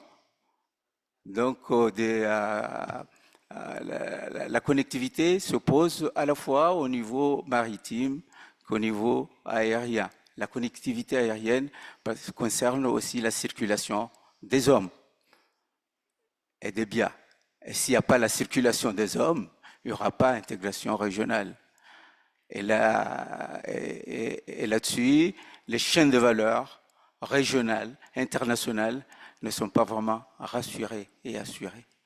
J'aurais fini et merci, Monsieur le Président. Thank you, Honorable Minister, for being with us and for your contributions. Again, all these issues of connectivity are coming out, issues, consequences of graduation, the timing, etc., the continued vulnerabilities post-graduation, etc. These are really genuine issues in terms of the way forward. Are there any further comments? Maybe now I can ask our colleagues to respond. Can we be concise in our response so that we break for coffee and tea at 11 o'clock?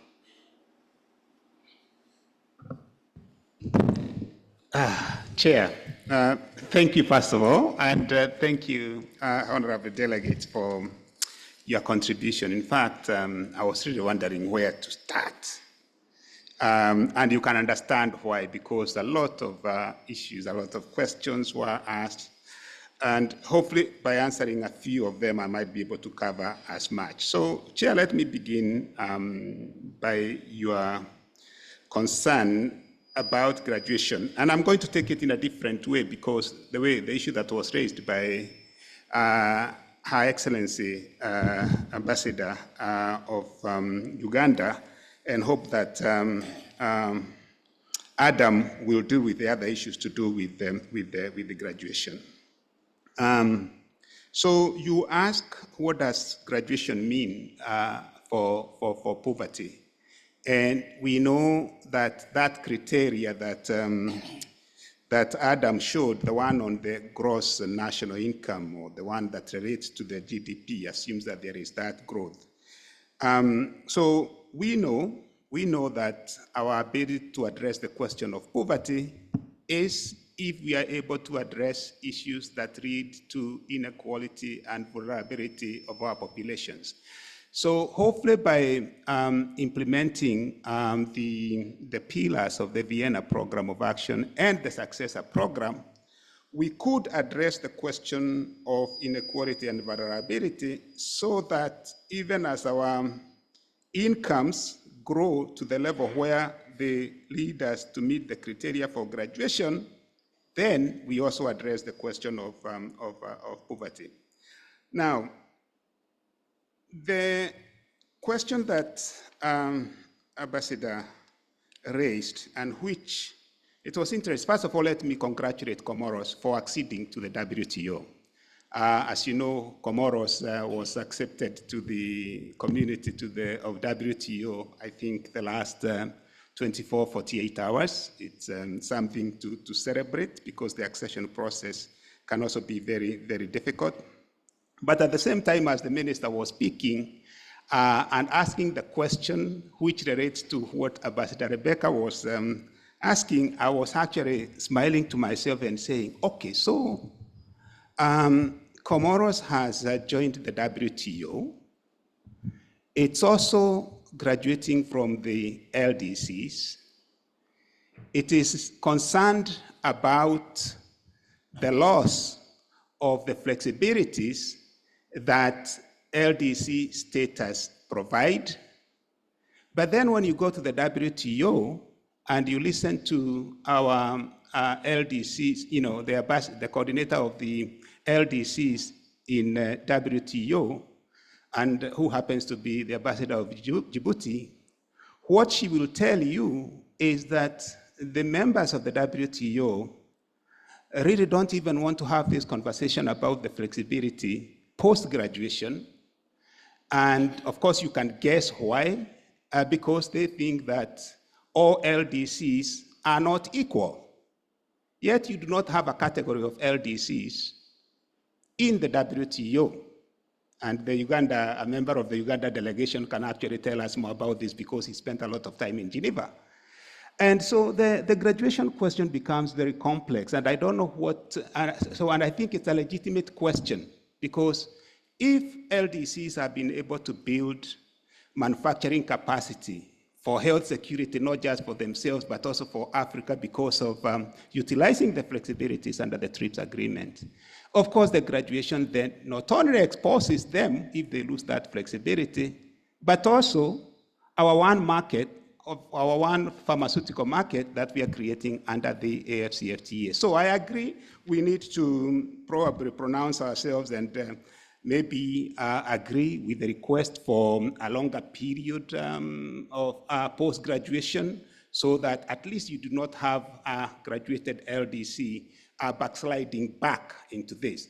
But again, I want to come back to what I said yesterday. We need to look at these things in a connected way. Whatever is happening in the WTO, whatever is going to happen in Kigali, whatever is going to happen next week from the CDP, the Committee of Development Program Policies, all those are interconnected. Now, coming to the question raised, and I hope I've covered the issue of graduation from the trade and regional integration perspective. Coming to Rwanda, I think for me, the key issue here, when you ask how do we tackle the issue of current account deficit, and also the question of the different sources of financing, I did not talk a lot in my presentation about the means of implementation of the Vienna Program of Action. But within the means of implementation that we have covered in the report, we have looked at the performance of the LLDCs when it comes to FDI flows. We have looked at the performance of the LLDCs when it comes to remittances. And so, yeah, so I guess what you are saying, what I could say is that both the FDI and the remittances, and if you can also address the repatriation question that you raised, maybe we'll be able to deal with the question of the current account deficit that seems to show in the trade statistics that I gave. And on the question of the local content, I think the AFCFTA agreement, the rules of origin of the AFCFTA agreement, they give us leeway not only to be able to broaden our local content within our own country, but also to optimize on what we call the accumulation. Because now if you get an intermediate input or an input from within the AFCFTA, it means that you're also broadening the local content. So you can actually have a local content that is 100% African by utilizing the rules of origin, including in the infrastructure investments.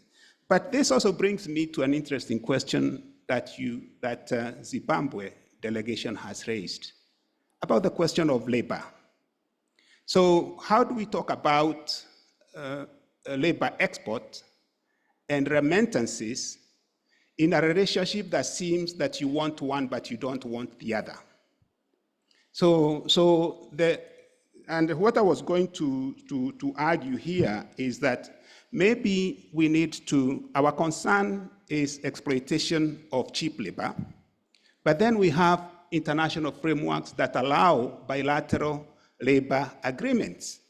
So if we want to optimize on our remittances, then maybe as governments, we need to be more involved in terms of the labor exports, to have frameworks that ensure that We optimize on the high end of the labor of the global labor supply, and in so doing, not only be able to have higher flows of remittances, but also be able to protect our people. I hear you carefully, Equatorial Guinea, about the integrating infrastructure, which was also related in some way to what Mali was saying. I think Mali is raising a very critical question, and I think we need to have an honest conversation here. So when we had the meeting in Botswana last year, I was not in that meeting, but the ECA team was there. So when they came back, one of them told me that, so under the Vienna Program of Action, so we have this pillar on transit.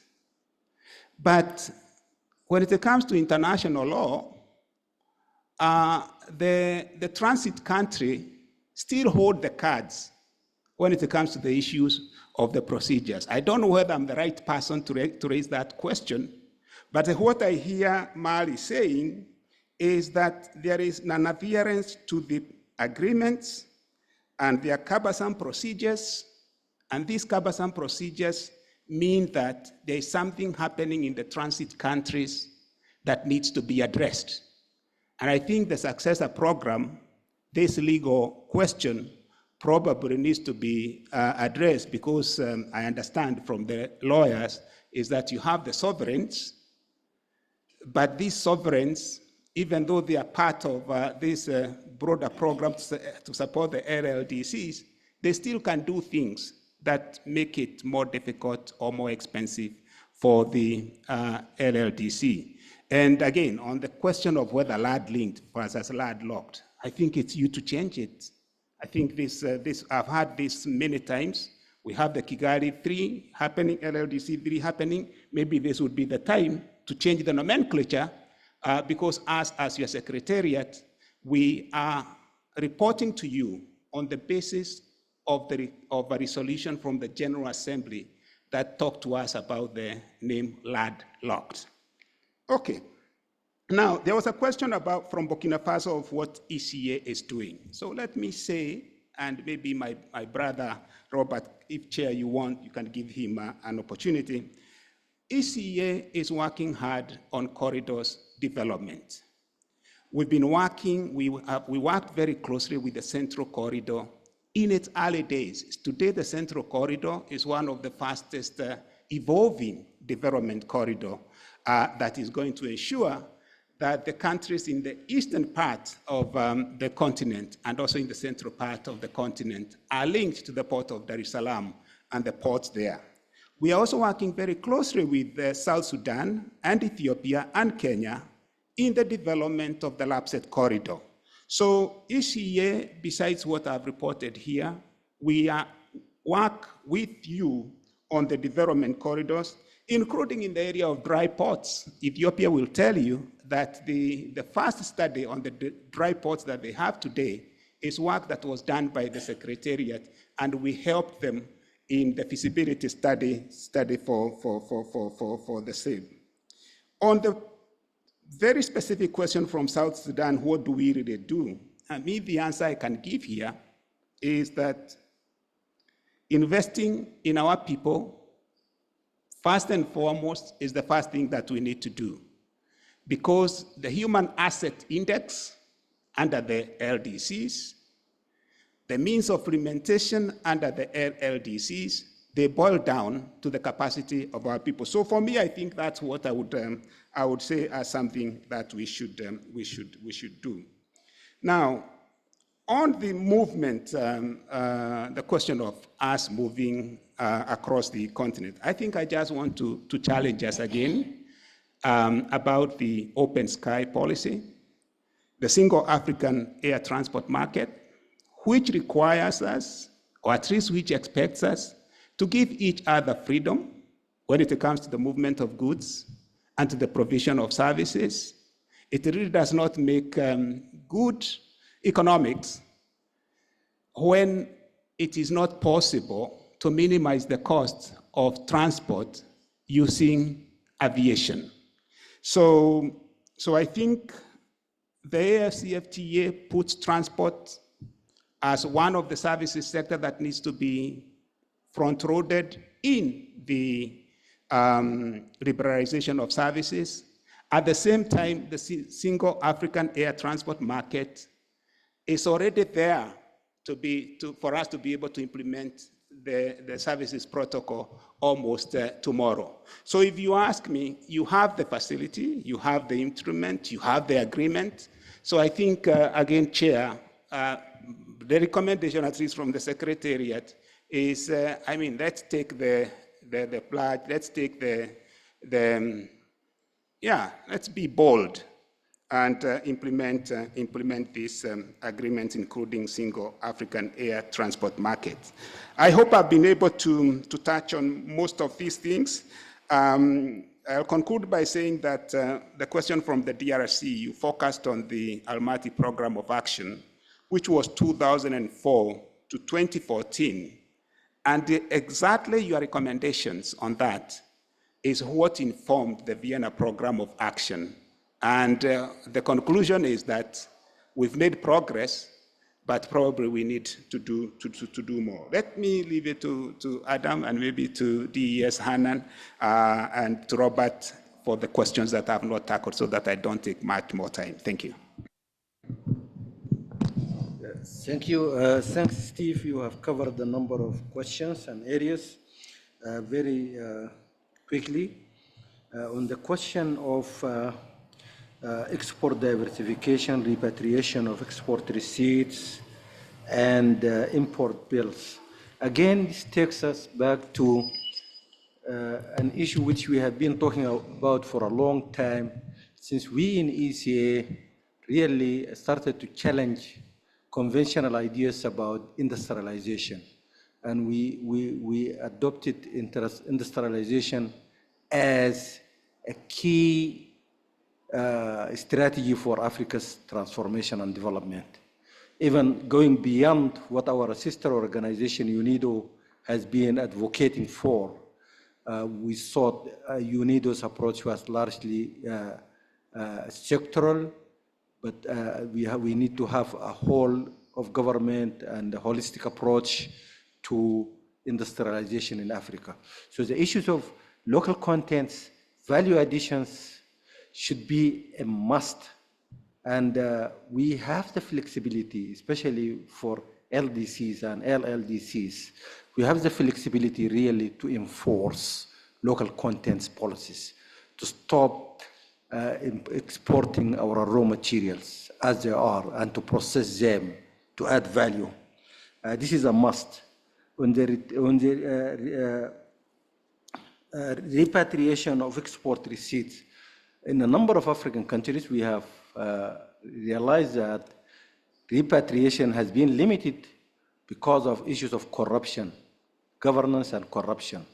In some countries, you can go and set up an export company, export goods for $50 million, $100 million, $10 million, and then the company disappears and nobody can trace this company.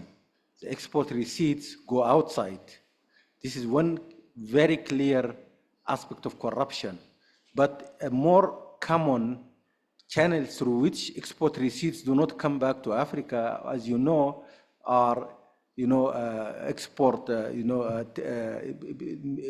misinvoicing and so on and so forth, as we have been talking about illicit financial flows. And these again are governance issues that needs attention from governments. So in a nutshell, we need flexible industrial policies that enforce local content strategies. Let us stop once and for all exporting our raw materials. The question of Tanzania actually mentioned the potential for using integrated planning and reporting framework of ECA to combine, to integrate the 6 areas of Doha Program of Action and National Development Plans.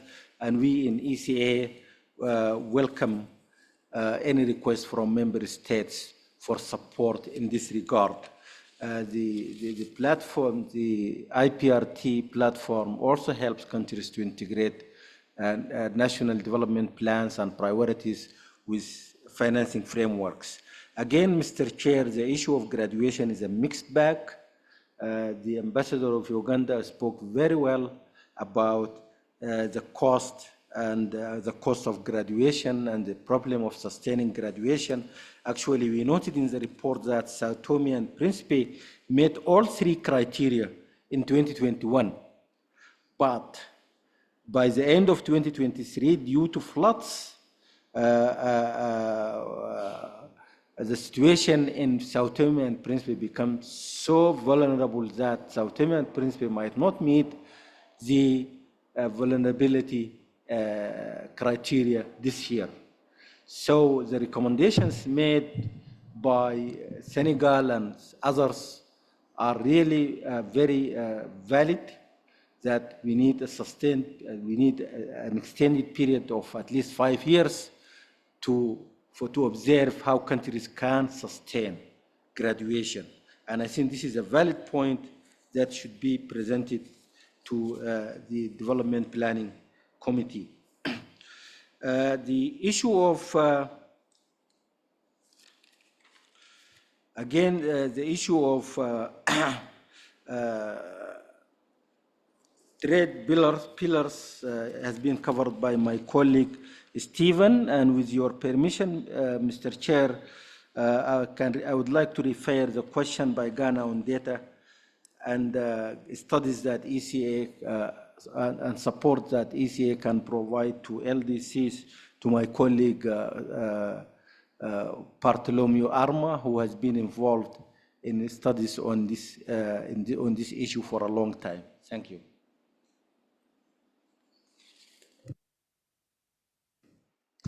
Yeah, let's have Hanan. Thanks, Chair.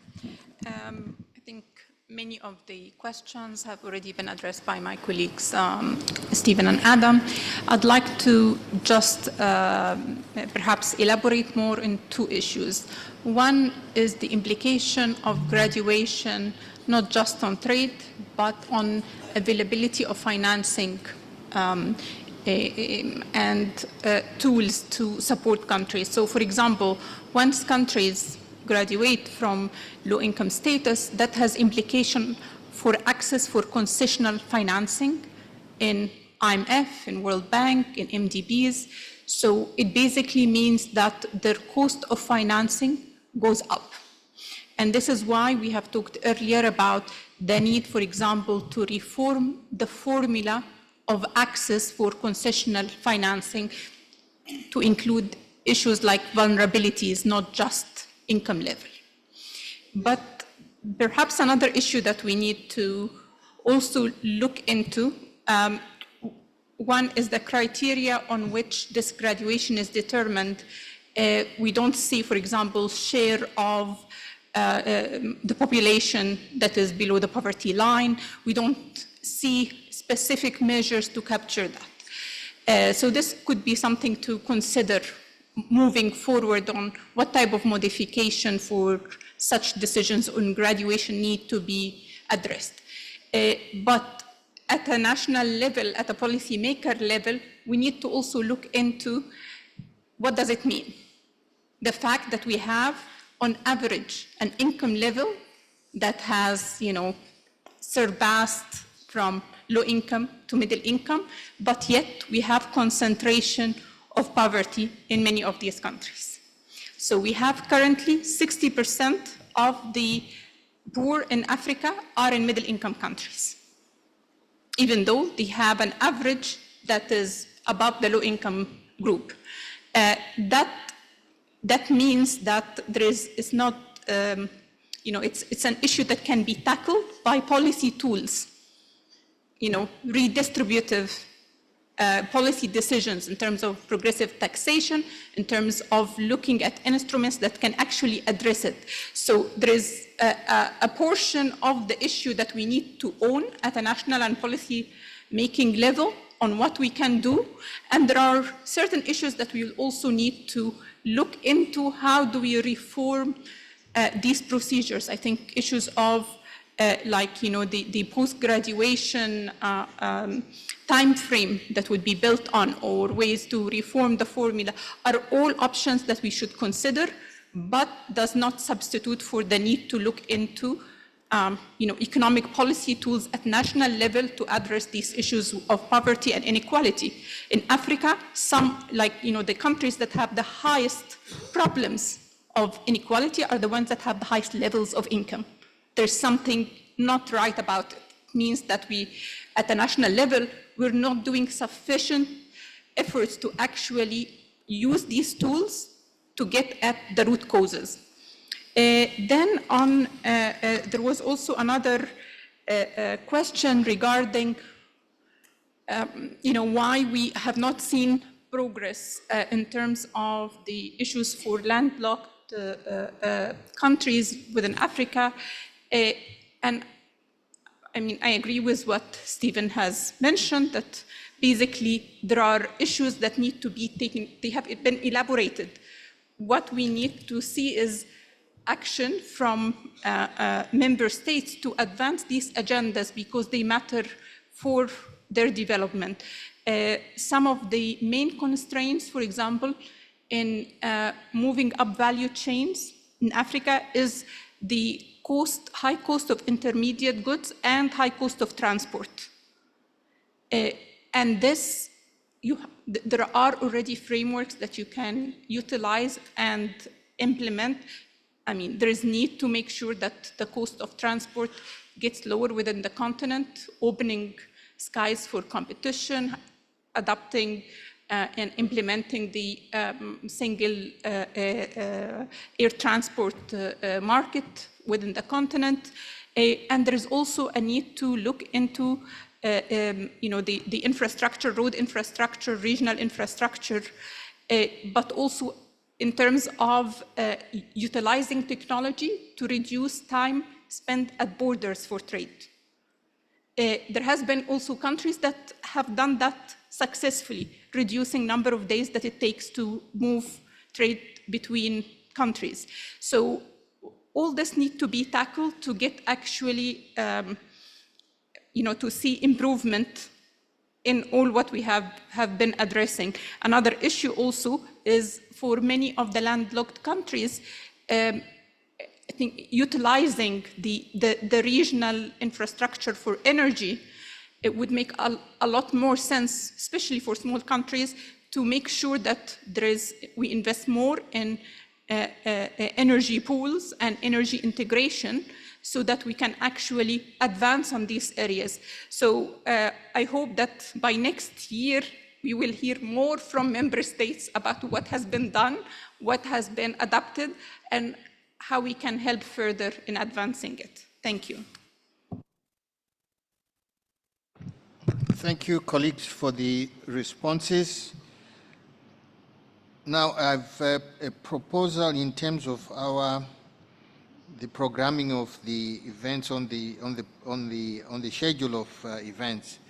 We were going to break for coffee and come back for date, venue, and theme of the 57th session of the Economic Commission for Africa. I'd like to propose that we deliberate on this quickly because Hanan has to go to the airport to meet the ES. Hanan?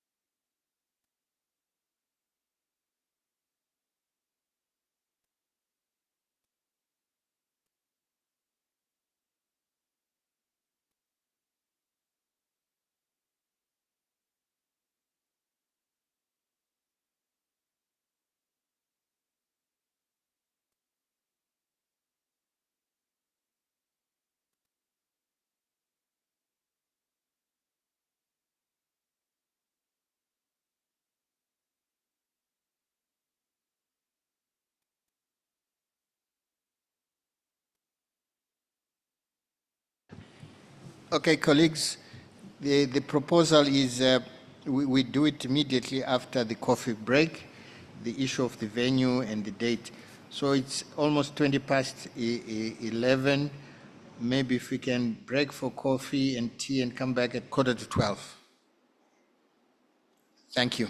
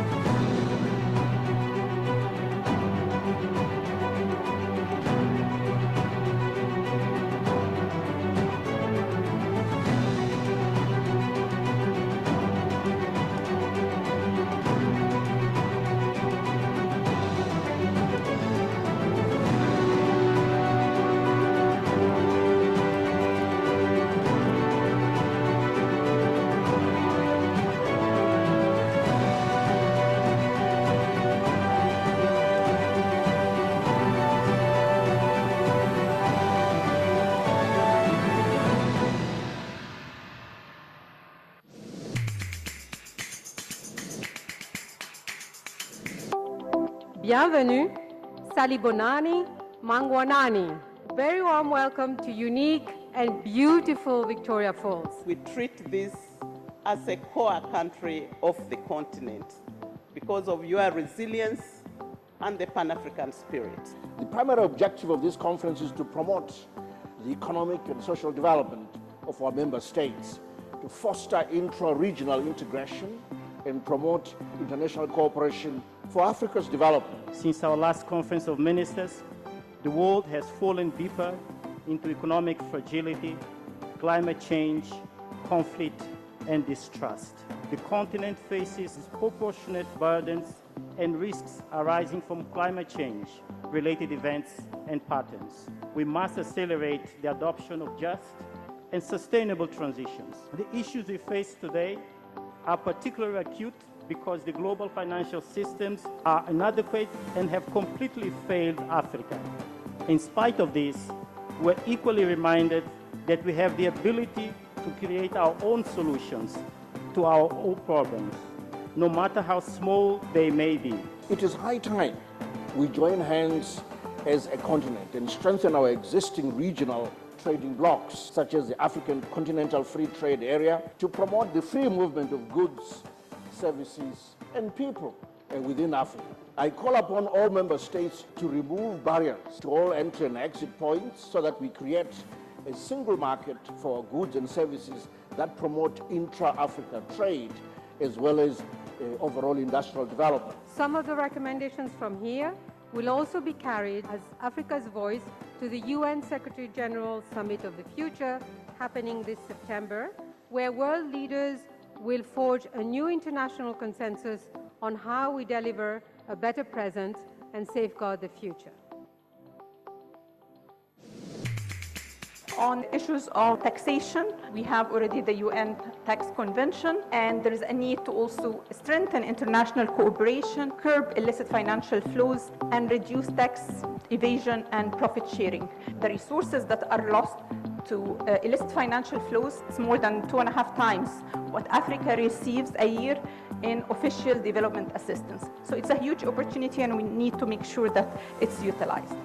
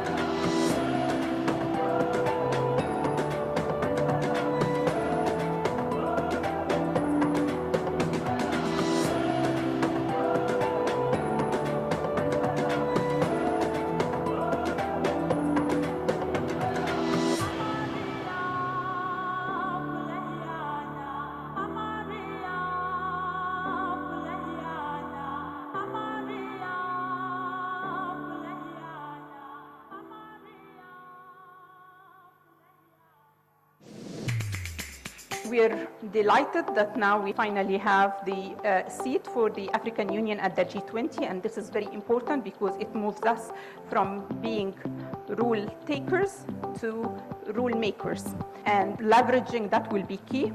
But also we need to make sure that Africa is sufficiently represented in terms of voice and quotas in different institutions, including, for example, in the upcoming IMF quota reform, to make sure that Africa has higher shares, which enable higher access to resources and a higher voice or more say in terms of decisions that are taken by these institutions.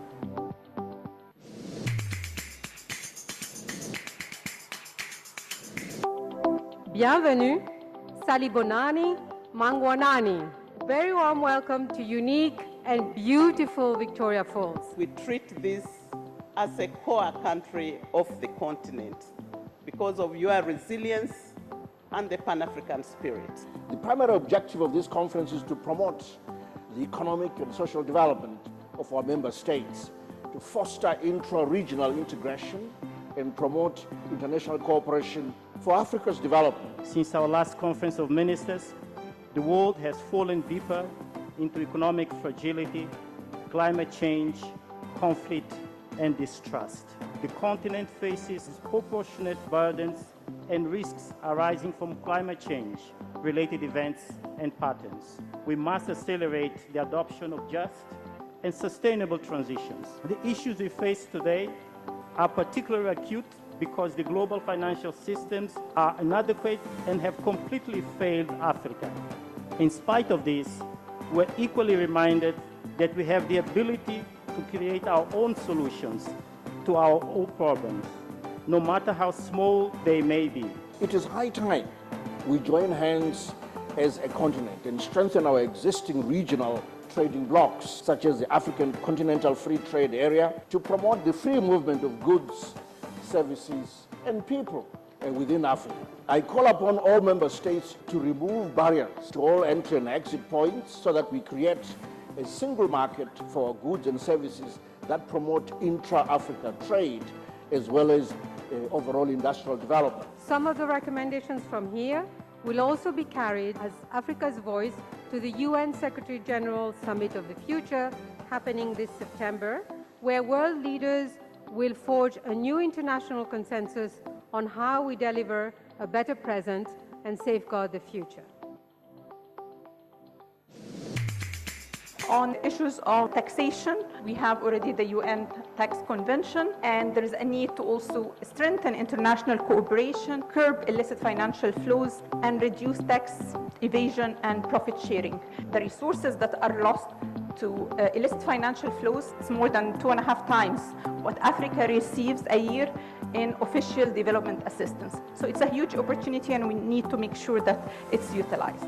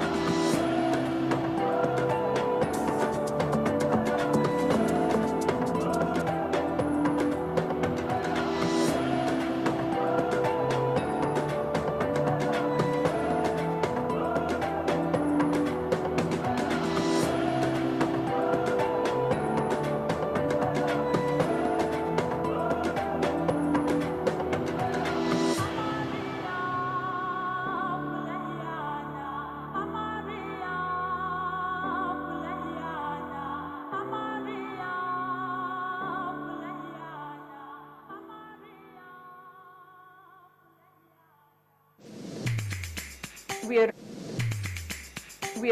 delighted. We're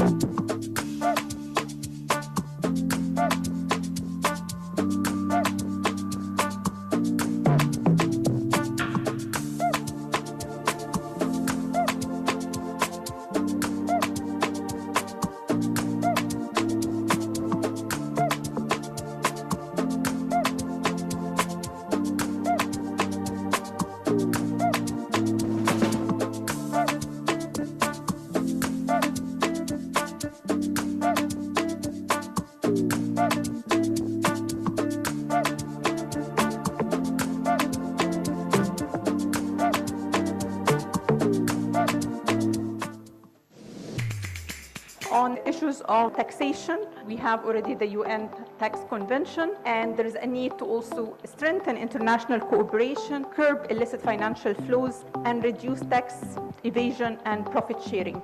The resources that are lost to illicit financial flows is more than 2.5 times what Africa receives a year in official development assistance. So it's a huge opportunity, and we need to make sure that it's utilized.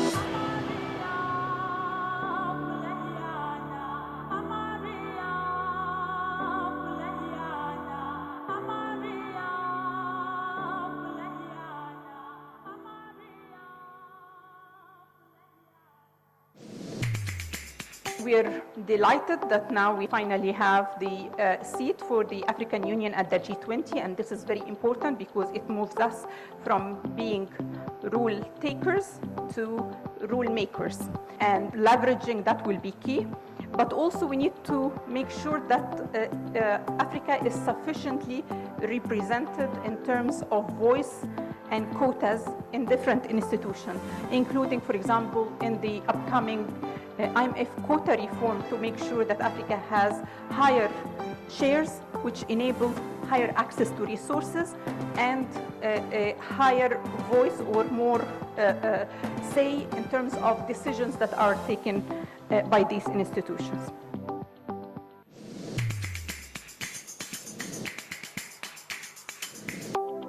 Bienvenue, Salibonani, Mangwanani. Very warm welcome to unique and beautiful Victoria Falls. We treat this as a core country of the continent because of your resilience and the Pan-African spirit. The primary objective of this conference is to promote the economic and social development of our member states, to foster intra-regional integration and promote international cooperation for Africa's development. Since our last conference of ministers, the world has fallen deeper into economic fragility, climate change, conflict, and distrust. The continent faces disproportionate burdens and risks arising from climate change, related events and patterns. We must accelerate the adoption of just and sustainable transitions. The issues we face today are particularly acute because the global financial systems are inadequate and have completely failed Africa. In spite of this, we're equally reminded that we have the ability to create our own solutions to our own problems, no matter how small they may be. It is high time we join hands as a continent and strengthen our existing regional trading blocs, such as the African Continental Free Trade Area, to promote the free movement of goods, services, and people within Africa. I call upon all member states to remove barriers to all entry and exit points so that we create a single market for goods and services that promote intra-Africa trade as well as overall industrial development. Some of the recommendations from here will also be carried as Africa's voice to the UN Secretary General Summit of the Future happening this September, where world leaders will forge a new international consensus on how we deliver a better present and safeguard the future.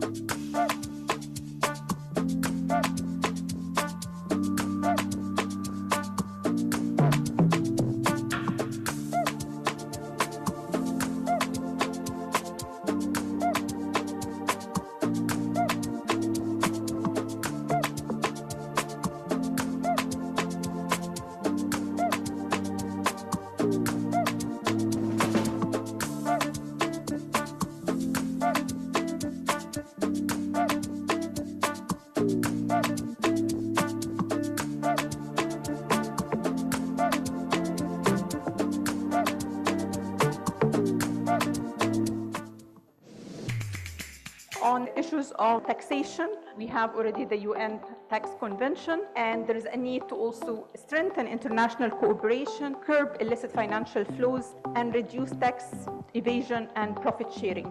The resources that are lost to illicit financial flows is more than 2.5 times what Africa receives a year in official development assistance. So it's a huge opportunity, and we need to make sure that it's utilized.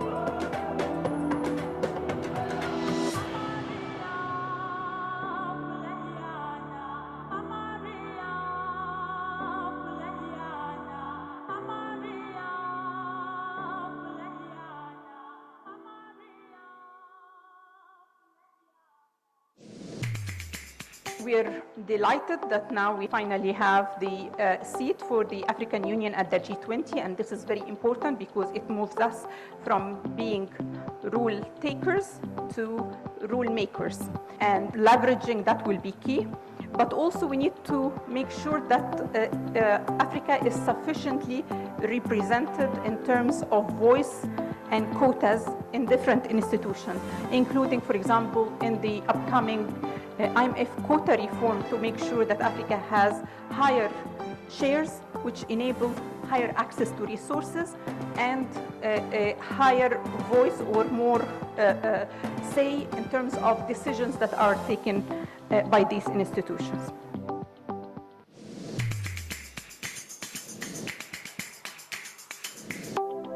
Bienvenue, Salibonani, Mangwanani.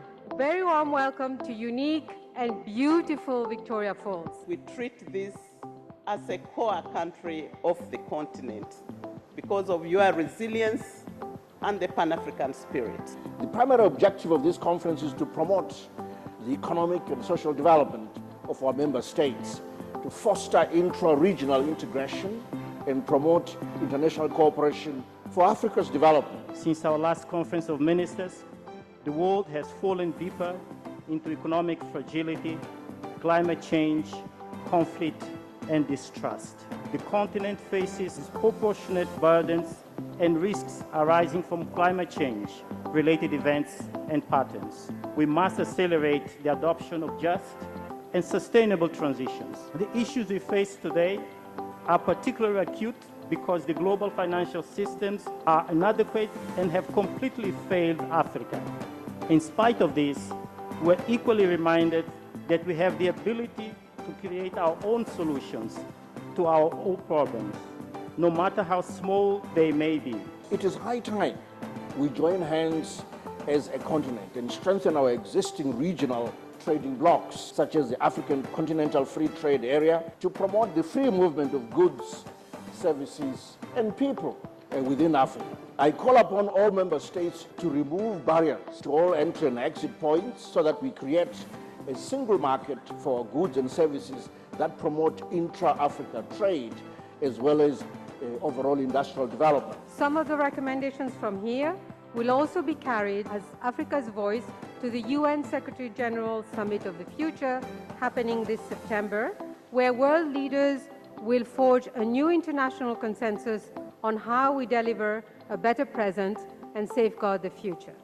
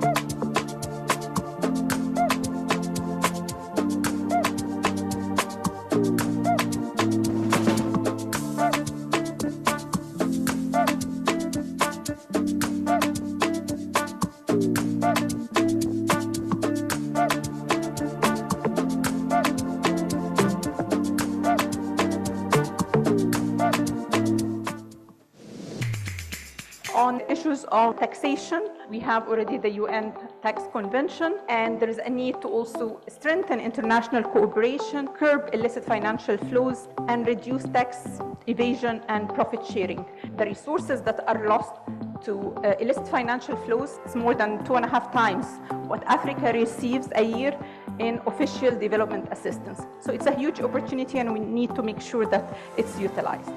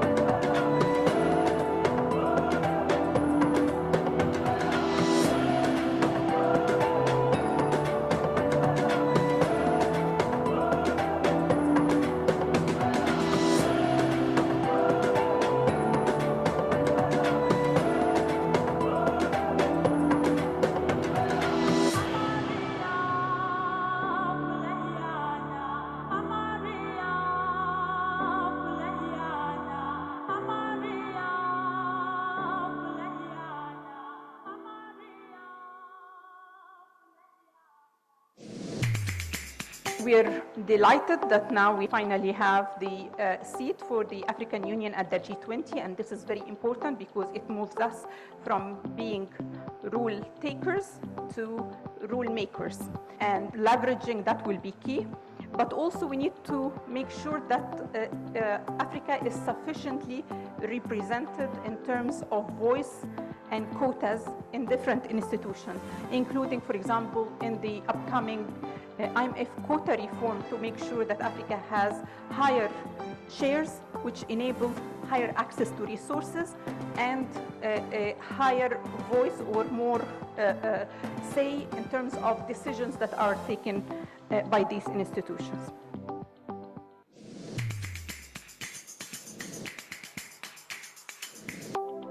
Bienvenue, Salibonani, Mangwanani. Very warm welcome to unique and beautiful Victoria Falls. We treat this as a core country of the continent because of your resilience and the Pan-African spirit. The primary objective of this conference is to promote the economic and social development of our member states, to foster intra-regional integration and promote international cooperation for Africa's development. Since our last conference of ministers, the world has fallen deeper into economic fragility, climate change, conflict, and distrust. The continent faces disproportionate burdens and risks arising from climate change, related events and patterns. We must accelerate the adoption of just and sustainable transitions. The issues we face today are particularly acute because the global financial systems are inadequate and have completely failed Africa. In spite of this, we're equally reminded that we have the ability to create our own solutions to our own problems, no matter how small they may be. It is high time we join hands as a continent and strengthen our existing regional trading blocs, such as the African Continental Free Trade Area, to promote the free movement of goods, services, and people within Africa. I call upon all member states to remove barriers to all entry and exit points so that we create a single market for goods and services that promote intra-Africa trade as well as overall industrial development. Some of the recommendations from here will also be carried as Africa's voice to the UN Secretary General Summit of the Future happening this September, where world leaders will forge a new international consensus on how we deliver a better present and safeguard the future.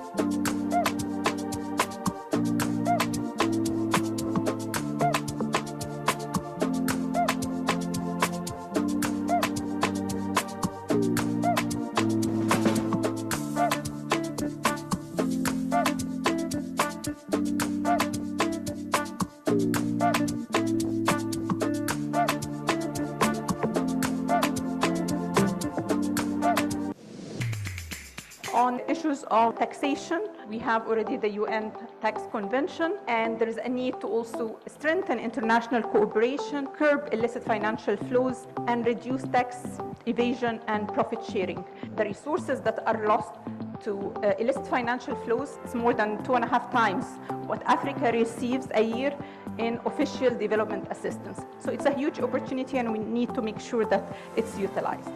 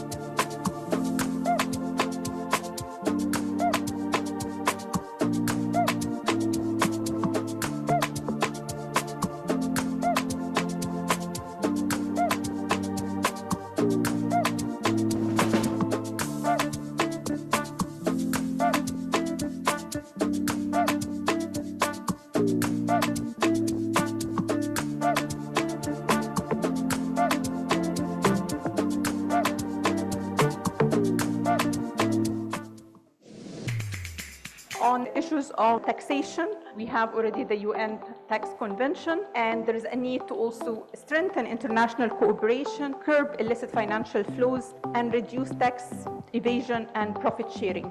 The resources that are lost to illicit financial flows is more than 2.5 times what Africa receives a year in official development assistance. So it's a huge opportunity, and we need to make sure that it's utilized.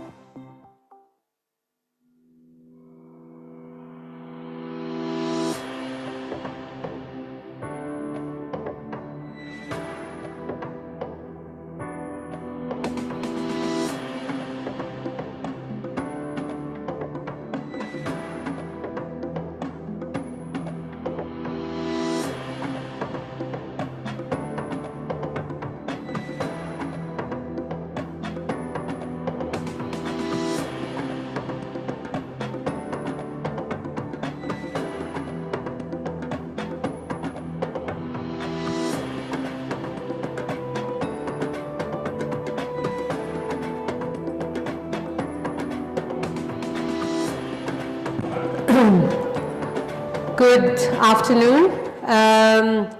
If everybody could just make their way into the plenary room, please. Si tous les délégués peuvent regagner la salle, on va commencer incessamment. We shall begin almost immediately. If everybody can take their seats and settle in so that we can proceed to the next agenda item. Okay, I see a lot of people coming in. So should I just make my announcement now? Okay, thank you, Chair. So ladies and gentlemen, as we are here and enjoying beautiful Victoria Falls, I would also like to draw your attention to two tents that we have here on the premises. And on the first day, I did announce, but maybe some of you have not gone yet, but I would strongly urge you to visit the local artisans tent. The women entrepreneurs are here, and you can buy beautiful things like this. I have one of each color, actually. So they're very beautiful. They also have material that you can choose, and they will cut and make on the spot anything you want, dress, shirt, long coat, you can choose, and they will make it in front of you. So please do, and of course there are lots of other sculptures and so on, so please do make it a point to visit the artisan tent and support all the small entrepreneurs. Thank you for that.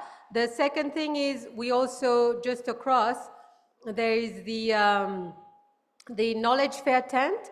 So we also encourage you to go and visit. There's the one booth for the government of Zimbabwe, and one booth which is the ECA Knowledge Fair. And there's lots of publications and interesting knowledge products that are out there for you to peruse, and you can also have copies. So please do visit the Knowledge Fair and the Artisan Stand. Je vais juste dire ça en français.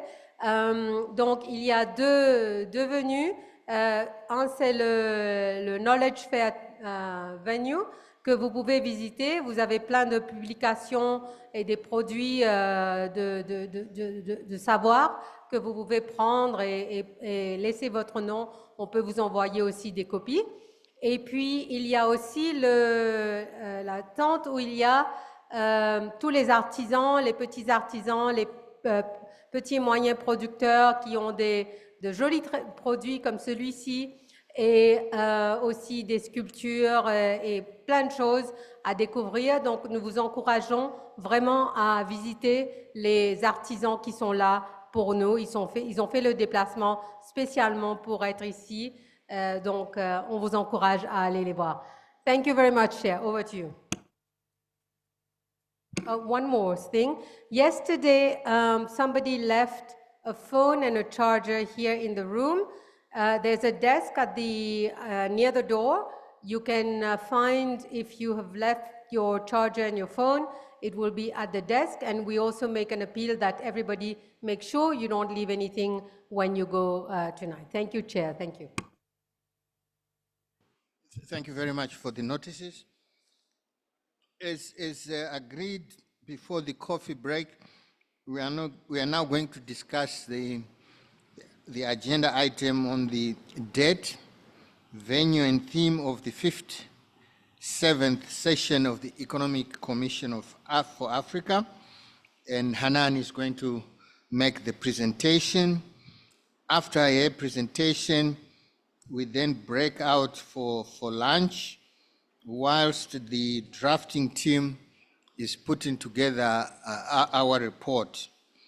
So after we go for lunch, and then hopefully we can come back here at 4 to discuss and consider the report for adoption, and then we should be able to close the meeting, our meeting today, hopefully early, if there are no serious or any issues arising from the draft report. So I'll ask Anand to make the presentation, then we can have a conversation. If there are interventions, then we can break for lunch. Anand, please. Thank you, Chair. Good morning, everyone. For the next year conference of ministers for the 57th session, will present now the venue, date, and proposed themes. So in terms of the location, it's proposed that it to be held at our headquarters in Addis, and for the timing to be in March of 2025. You can go to the next slide, please. And in terms of the 3 proposed themes, I'll take you briefly through the proposed areas. One has to do with advancing the implementation of the Africa Continental Free Trade Agreement, proposing transformative strategic actions. And we know that intra-regional trade within Africa stands at the lowest across regions at 13%. This compares to 55% in Asia, 70% in Europe.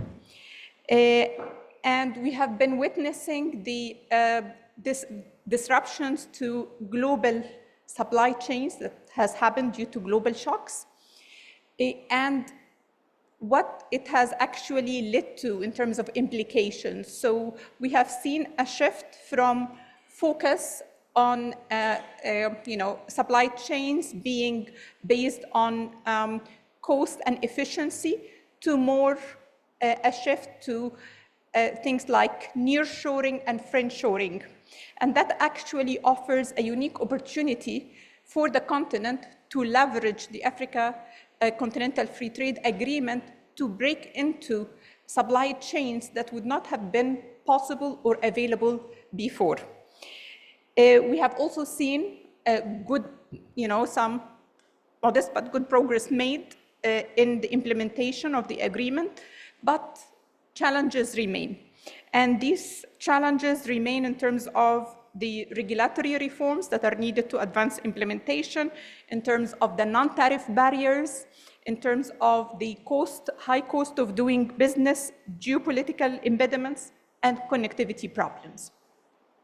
So in this proposal, what we are suggesting is to consider the game changers for advancing the implementation. And here, let me focus on 3 areas that can provide that game changer perspective. One has to do with developing and advancing the cross-border payment systems. We have, currently for African countries to trade among each other, the trade is always continues to be done in foreign currency and not in local currencies of the 2 countries that is being that are engaged in trade. So it's done in US dollars or euros. So meanwhile, we have actually frameworks that, whether regional ones or other entities, like for example, COMESA, there had been agreed a framework to advance this, but limited implementation have been done. And allowing that and having the systems that allow it can actually be very useful, particularly for the private sector, to engage more in intra-regional trade, particularly when many of the countries in the continent are actually experiencing foreign exchange shortages. Another area that would be very important to advance is what we have been discussing in this morning session about reducing the high cost of transport, whether from regulatory aspects in terms of open sky or the single air market adaptation, implementation and adaptation, or investing in the logistics, road logistics. And the third area has to do with actually using the Continental Trade Agreement to advance developing continental carbon markets. And we have been talking about it in our earlier deliberations as well. The other option that is also proposed has to do with the digitalization and technology, utilizing digitalization and technology to advance economic transformation in Africa. We are currently at the cusp of the fourth industrial revolution, with all what it implies, whether in terms of very rapid advances in artificial intelligence, in use of robotics, in terms of Internet of Things, blockchain, quantum computing, and basically how African countries adapt to these innovations and technologies would have huge implications, because these advances basically are shaping currently various trends across various sectors, in industries as well as in services. And the way that the continent will adapt to this will really shape the development paradigm going forward.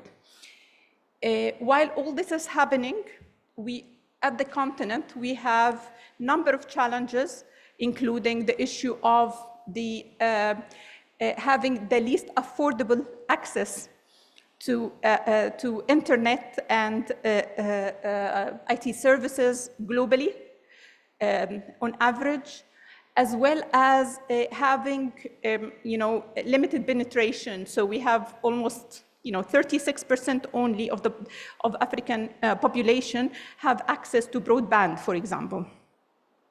And we have also issues in terms of also the digital gap in terms of skills and education.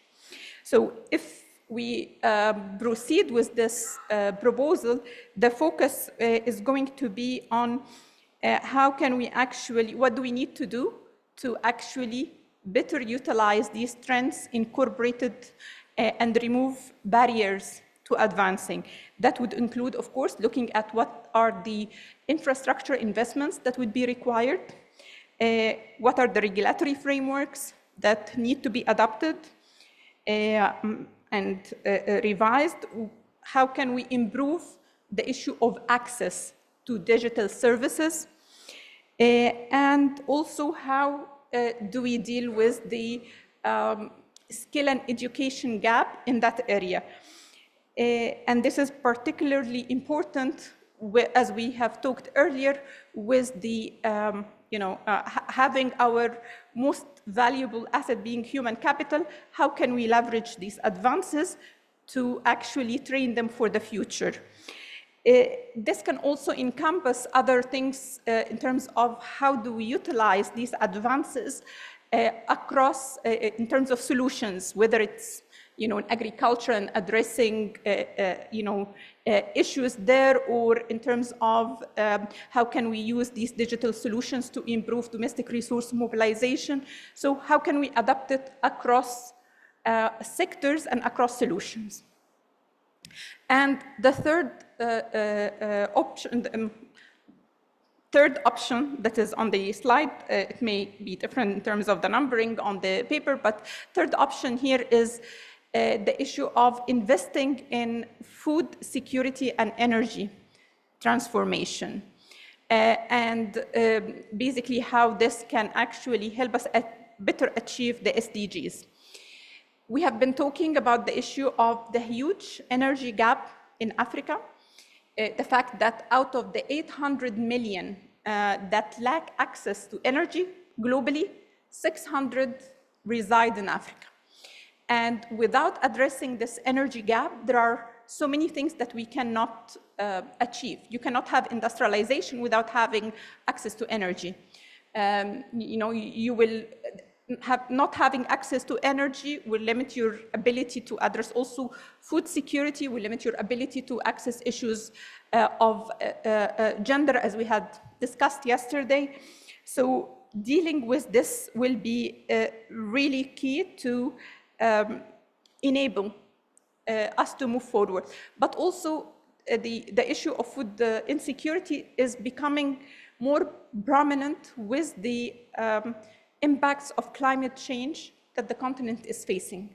We are now seeing more exposure, for example, to droughts. We've seen the drought in the Horn of Africa. We've seen cyclones, hitting Malawi. We've seen a lot of extreme weather shocks that are affecting many countries in Africa and has significant implication on agriculture sector.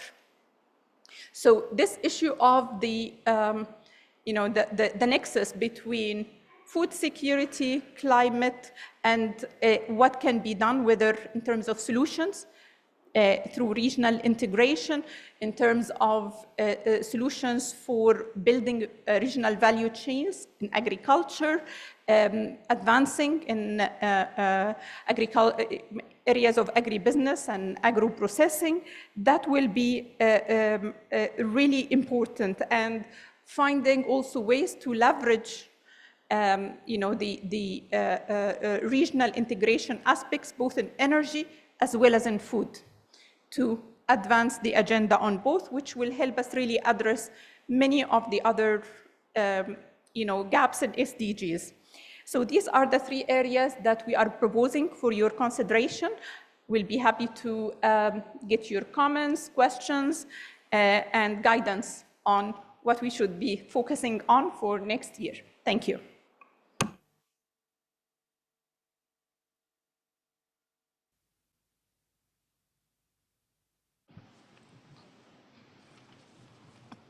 Thank you, Hanan. Maybe our approach, I was going to suggest we can go item by item in terms of the proposed dates. That's in March. I don't think we can debate that much, except they will notify us of the specific dates. So I think we can tick that box. And then on the venue, the proposed venue is Addis Ababa. Again, are there any? I'll invite some interventions from the floor in terms of the proposed venue for the 2025 meeting. Any contributions from the floor on this proposed venue? Of course, there are issues of countries who might want to offer, etc., etc. I think we'll take all that into account, guided by my colleagues up here. Any contributions we can recognize?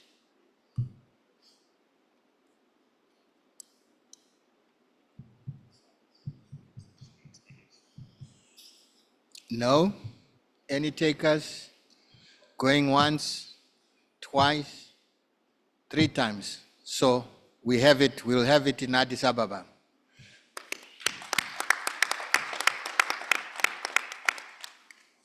Thank you. And then on the theme, colleagues, we have had quite diverse conversation on the issues we need to take into account, especially based on the two last reports we considered. But I also looked at the previous themes of the sessions of the Commission, and I see that in 2018, the African Continental Free Trade Area and Fiscal Space for Jobs and Economic Diversification was the theme in 2018. So I don't know if you want to again, it's an important issue, but it's up to you colleagues how you feel, so which might leave the other two, food security and the digital economy, etc., and technology for transformation, those two. So I open the floor for debate and discussion. Thank you.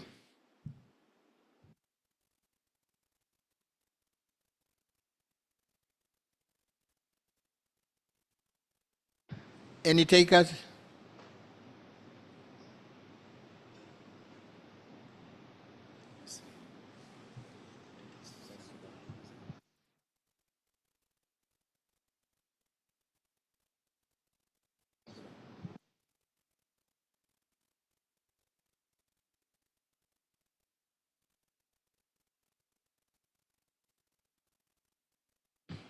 South Sudan, please take the floor.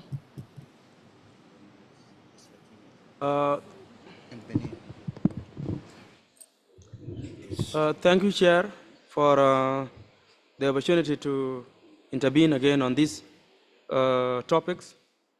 We just want to thank the submission and the expert for the elaboration that they have done on the three topics, and also agreed with everyone on the venue that has just been confirmed, which is Addis in 2025.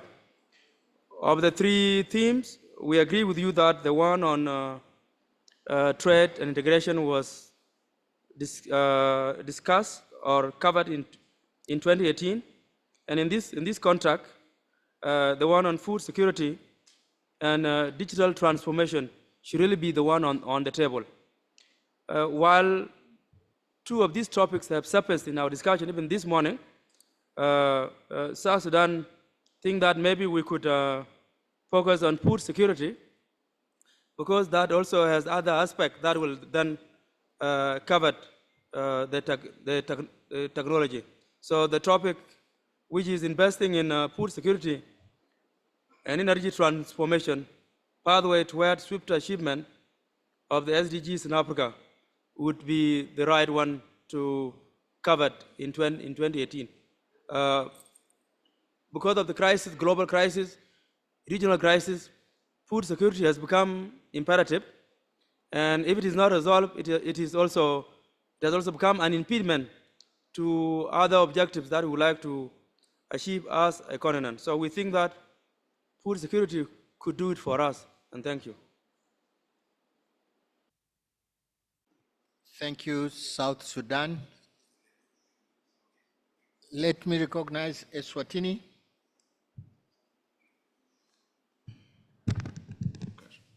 Thank you very much, Chair. Chair, this delegation would want to align themselves with Theme 1, although we understand that in the previous years it was discussed, but looking at the reports, Chair, you can see that development is at the heart of all the initiatives that we really need to achieve as Africa. So basically, when you look at the socio-economic development report, it does state that we really need to focus on the implementation of the Africa Continental Free Trade Agreement, and also look at initiatives that will address issues of poverty, although some of those can be addressed in other themes, but one will want them to be all encompassed in the implementation of this free trade agreement. Thank you, Chair. Libya, you have the floor.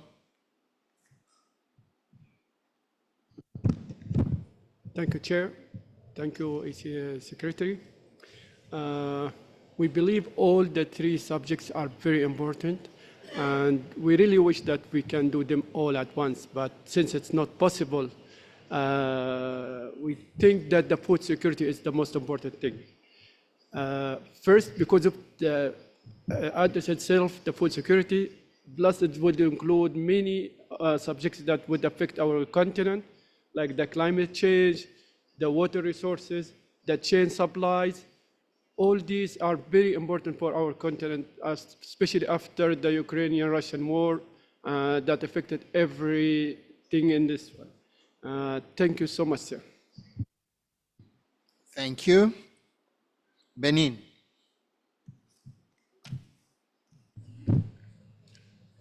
Ok. Merci beaucoup, Monsieur le Président. Nous apprécions la pertinence des thèmes qui ont été proposés.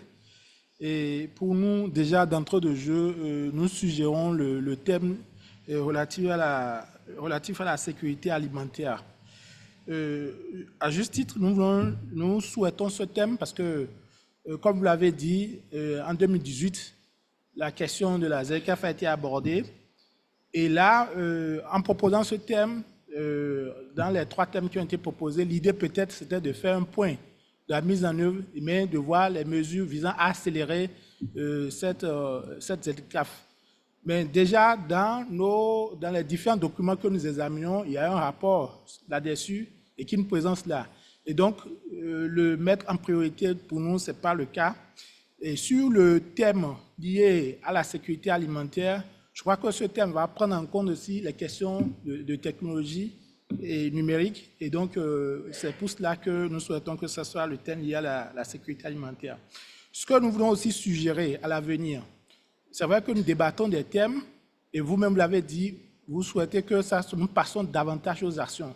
Et donc, les thèmes précédents qui ont été abordés, il faudrait qu'on envisage voir des actions précises, c'est-à-dire au titre des discussions de ce thème, qu'est-ce qu'on peut retenir en termes d'action? Ceci pourrait confronter davantage les thèmes à proposer à l'avenir pour voir dans quelle mesure nous avançons et voir les pas que nous faisons au terme de ces différentes discussions. Merci beaucoup.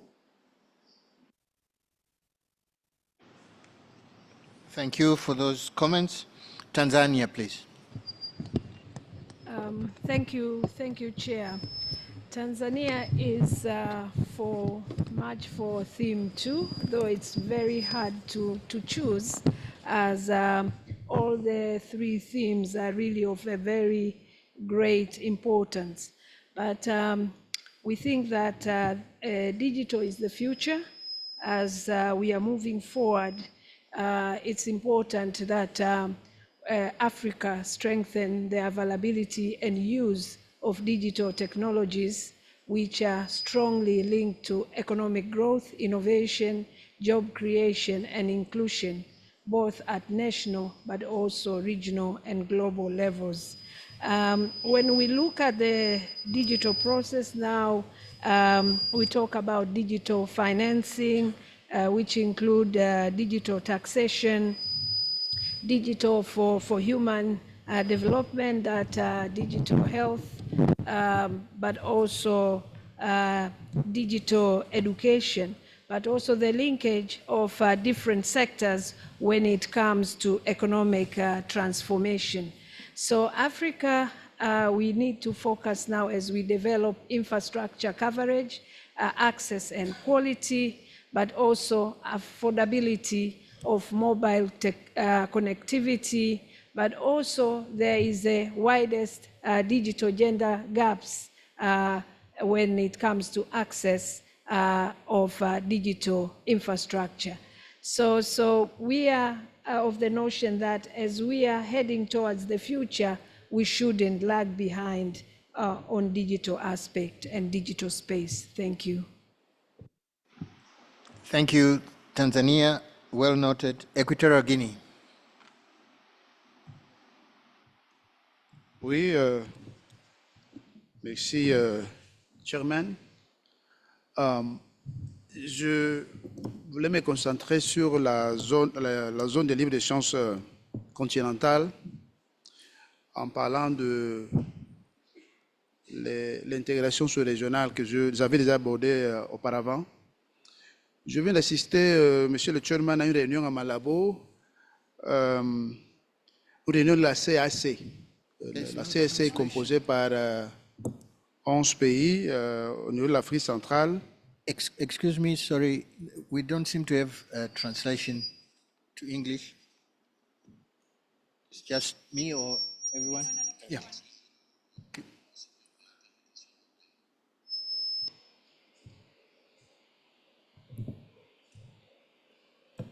Sorry, Guinea, let's sort out the translation.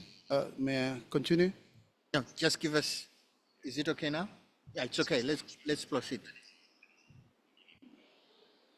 Yeah, it's okay. OK. Je disais que je viens d'assister à une réunion à Malabo la semaine dernière sur la CAC. On étudiait le budget 2024 de la CAC et on s'est rendu compte que les difficultés de promouvoir l'intégration sous-régionale, c'est le problème des infrastructures. Comment nous sommes 11 pays dans la CAC.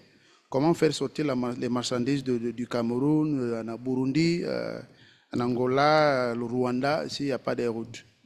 Et il y a bien entendu, il y a beaucoup d'idées, de projets, mais il y a beaucoup de projets qui manquent d'études de faisabilité pour pouvoir mobiliser le financement au niveau des marchés financiers internationaux.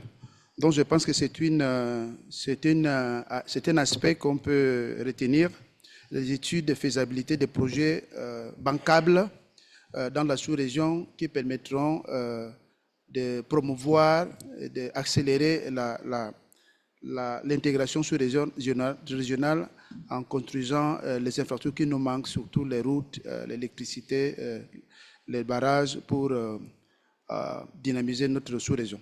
Merci.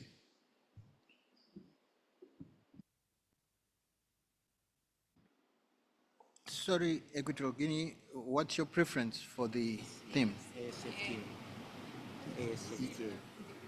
Le premier sujet, la zone de libre-échange continentale.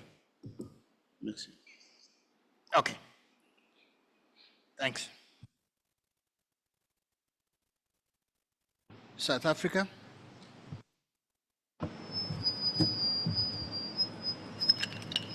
Yes, thanks, Chair. South Africa would like to support the proposal that was made on the first theme. Chairperson, I think if you look at the first theme, it encompasses a lot of sub-elements, and one of them is industrialization. And to be able to transform, you need energy, which can be an element of the theme. You also need to industrialize, and to industrialize, one of the sectors that were identified for industrialization includes agro-processing. So food security can be encompassed there. And we think if we look at the implementation of the AFCFTA, yes, there's been a lot of signing of the AFCA text, but I think the implementation in terms of the start of the trading under the agreement has been very slow. So we don't need to lose momentum as far as that process is concerned. So it's very important that we push as much as possible that more countries start to trade under the AFCFTA. And lastly, Chair, I think you may note that in just recent terms, there's been a new development by the EU, where it's implementing what is called a cross-border adjustment mechanism. That could have a significant impact on African countries. And so it's important to start now to develop a collective voice by the African countries, and that could be advanced very strongly within the G20, because now the African Union is part of it has a seat at the G20, so it's one of the advocacy issues that can be taken up there. So having a AFCFTA as the theme, I think it's very, very critical at this stage, Chairperson. Thank you. Thank you, South Africa. DRC?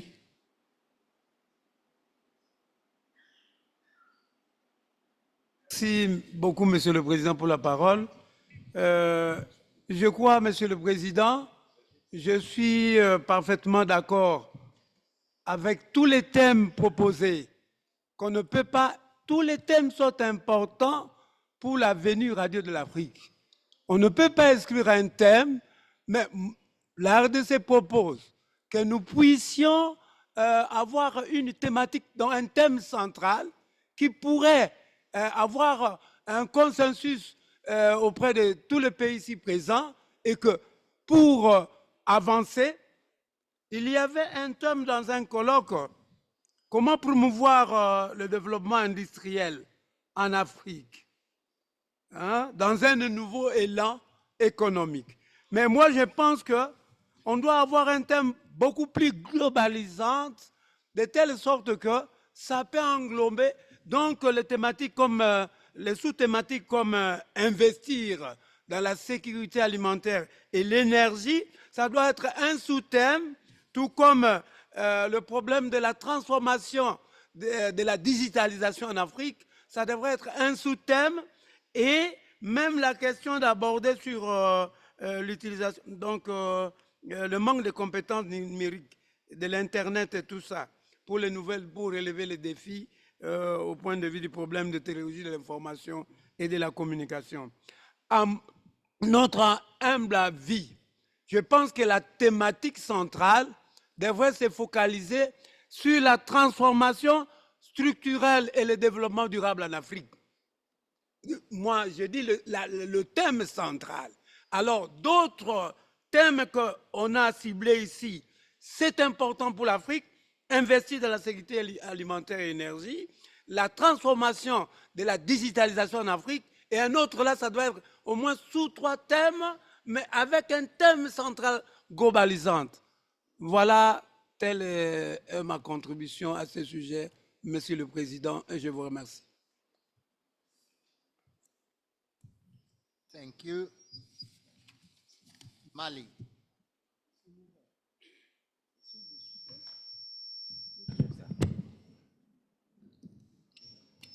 Merci, Monsieur le Président. Le Mali apprécie effectivement les 3 thèmes, mais particulièrement le thème 1 et le thème 2, parce que nous pensons aujourd'hui que la question du numérique, c'est un enjeu majeur pour nos pays, parce que justement, ça nous permet aujourd'hui de gérer beaucoup de problèmes, notamment en ce qui concerne la digitalisation des services publics, mais aussi les questions relatives à la gestion financière et bien d'autres questions majeures pour nos pays et notre continent. Le deuxième thème aussi nous paraît essentiel, c'est les questions énergétiques, sont des questions stratégiques pour nos pays et sur lesquelles il est bon que l'on puisse avoir un cadre de dialogue pour permettre véritablement comment, au niveau de nos pays respectifs, de notre continent, comment trouver des solutions au plan qui se pose aujourd'hui à nos pays. Voilà ce que je veux dire. Donc, sinon, les 3 thèmes fondamentalement sont des thèmes d'actualité importants pour notre continent. Merci.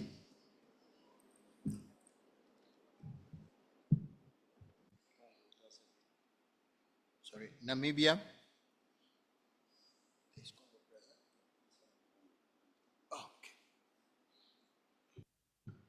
And then after Namibia, Congo, Brazza.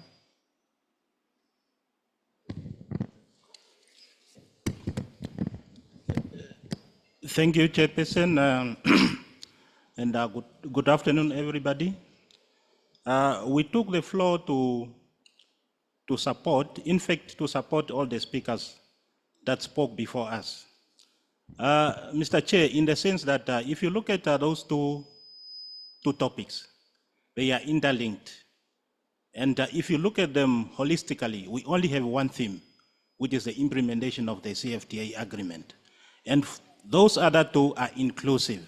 In fact, they are actions that you need to take to implement the AFCFTA agreement. Because for you to implement the CFTA agreement, you need innovation, you need technology, and you need to increase your productivity, including agro processing. Therefore, we support implementation of the CFTA. I submit. Thank you. Congo, brother.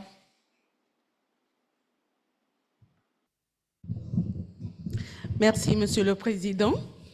Et merci à Anan qui nous a présenté ces différents thèmes en mettant l'accent sur les défis et aussi en justifiant un peu les 3 thèmes qui ont fait l'objet de débats à votre niveau. En ce qui me concerne, je pense que on peut choisir, nous choisissons le thème, le 3e thème sur la sécurité alimentaire, parce que on a là au moins l'Afrique qui produit. Parce que il ne s'agirait pas, on prend un thème pour la mise en œuvre pour une année. Donc, ce qui veut dire que travailler sur la sécurité alimentaire et l'énergie n'exclut pas que d'autres actions se fassent. On a parlé ici de décloisonner aussi la façon de travailler pour les passerelles, pour des synergies dans les actions qui sont faites. Et donc, nous retenons le 3e thème, investir dans la sécurité alimentaire et la transformation énergétique. Je vous remercie, Monsieur le Président.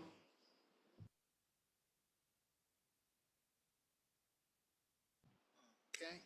Thank you. Côte d'Ivoire.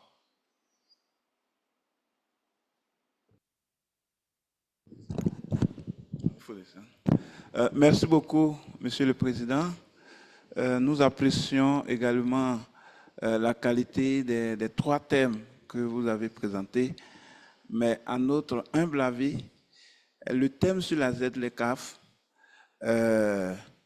englobe les autres thèmes, pour la simple raison que en 2018, c'est vrai, on a traité du thème de la ZLECAf, mais je peux dire qu'en 2018, on était encore au stade du projet. La ZLECAf a été par la suite lancée officiellement et la mise en œuvre est en cours. Ce que nous pouvons observer, c'est que la mise en œuvre est très lente, mais si on arrive à accélérer la mise en œuvre de la ZLECAf, à coup sûr, on pourra atteindre l'objectif de sécurité alimentaire, parce que vous avez des pays qui ont des avantages comparatifs suffisamment révélés, et qui pourrait servir de levier à la sécurité alimentaire pour d'autres pays, comme on vient de le montrer tout à l'heure. Mais également, la bonne mise en œuvre de la ZLECAf permet de voir le niveau de digitalisation. On parle aujourd'hui de e-commerce, et je pense que dans tous les pays d'Afrique, le e-commerce est aujourd'hui une réalité.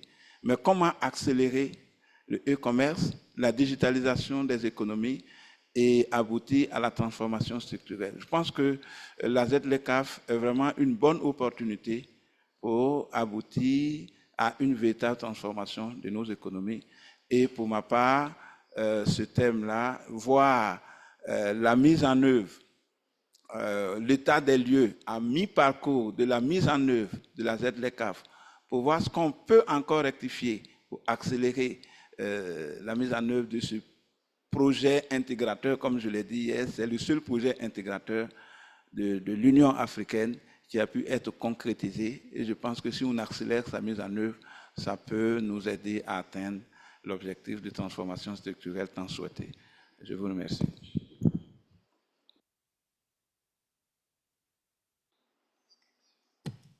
Any other contributions from the floor?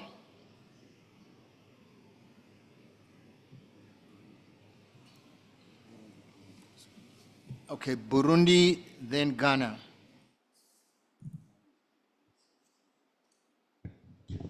Merci beaucoup, Monsieur le Président. Moi aussi, je voudrais appuyer la proposition d'avoir une thématique centrale sous la ZLECAf, mais que le 3e thème sous la ZLECAf soit plus ou moins reformulé afin qu'il puisse englober l'ensemble des propositions au niveau des 2 autres thèmes. Par exemple, on peut dire la mise en œuvre de la ZLECAf comme moteur de transformation économique en Afrique. Comme ça, on peut parler également du numérique comme sous-thématique, mais également son impact par rapport justement à la sécurité alimentaire. Je vous remercie.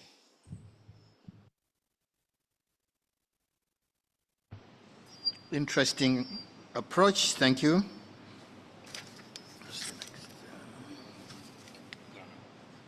Ghana. Thank you very much, Mr. Chair. Mr. Chair, I must say that all the three subjects are very important. In terms of food security, it's high time Africa focuses on large-scale agriculture to promote growth. And in terms of digitization, I must say it's a necessary ingredient to promote socio-economic advancement. And digitization is very necessary to advance after. Ghana is doing a lot with digitization.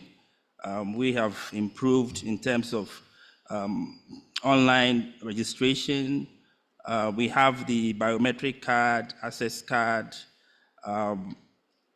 We are doing a lot in this field. We are taking advantage of digitization to promote private sector growth, etc. But I think that these two subjects fit very well into advancing in the implementation of AFTA.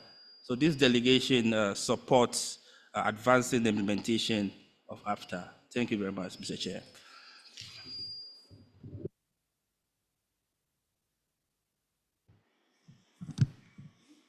Then contribution from SADC, UN Women. No, just SADC and then UN Women, sorry. Sadak, please.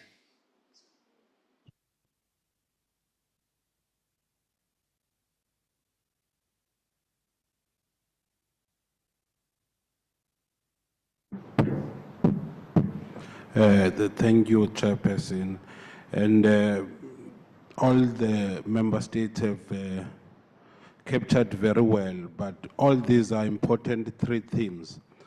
But if we look at Africa as it is, we look at the agriculture as it is, the need to modernize, the need to ensure that everyone has sufficient food. I think the issue of food security and energy is very, very key. Even though the other two are very important as well, but if you look at the needs hierarchy, I think the food security and energy is very clear, and then we can go up to the others that are also essential. Thank you very much.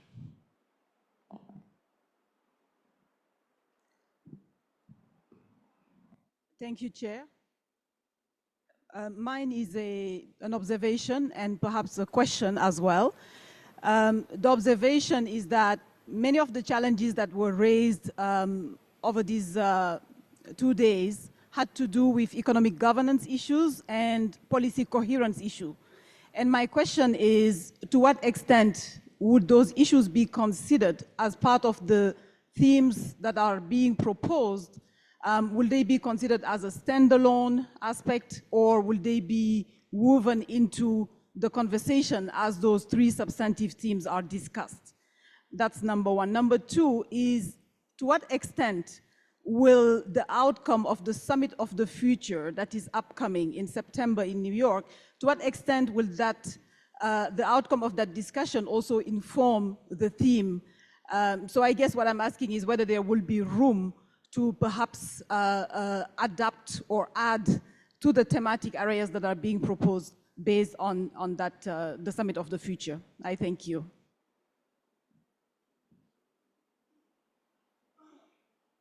Okay. As the difficulty of democracy and everyone speaking and trying to get consensus, but we have to make a... Oh, Uganda?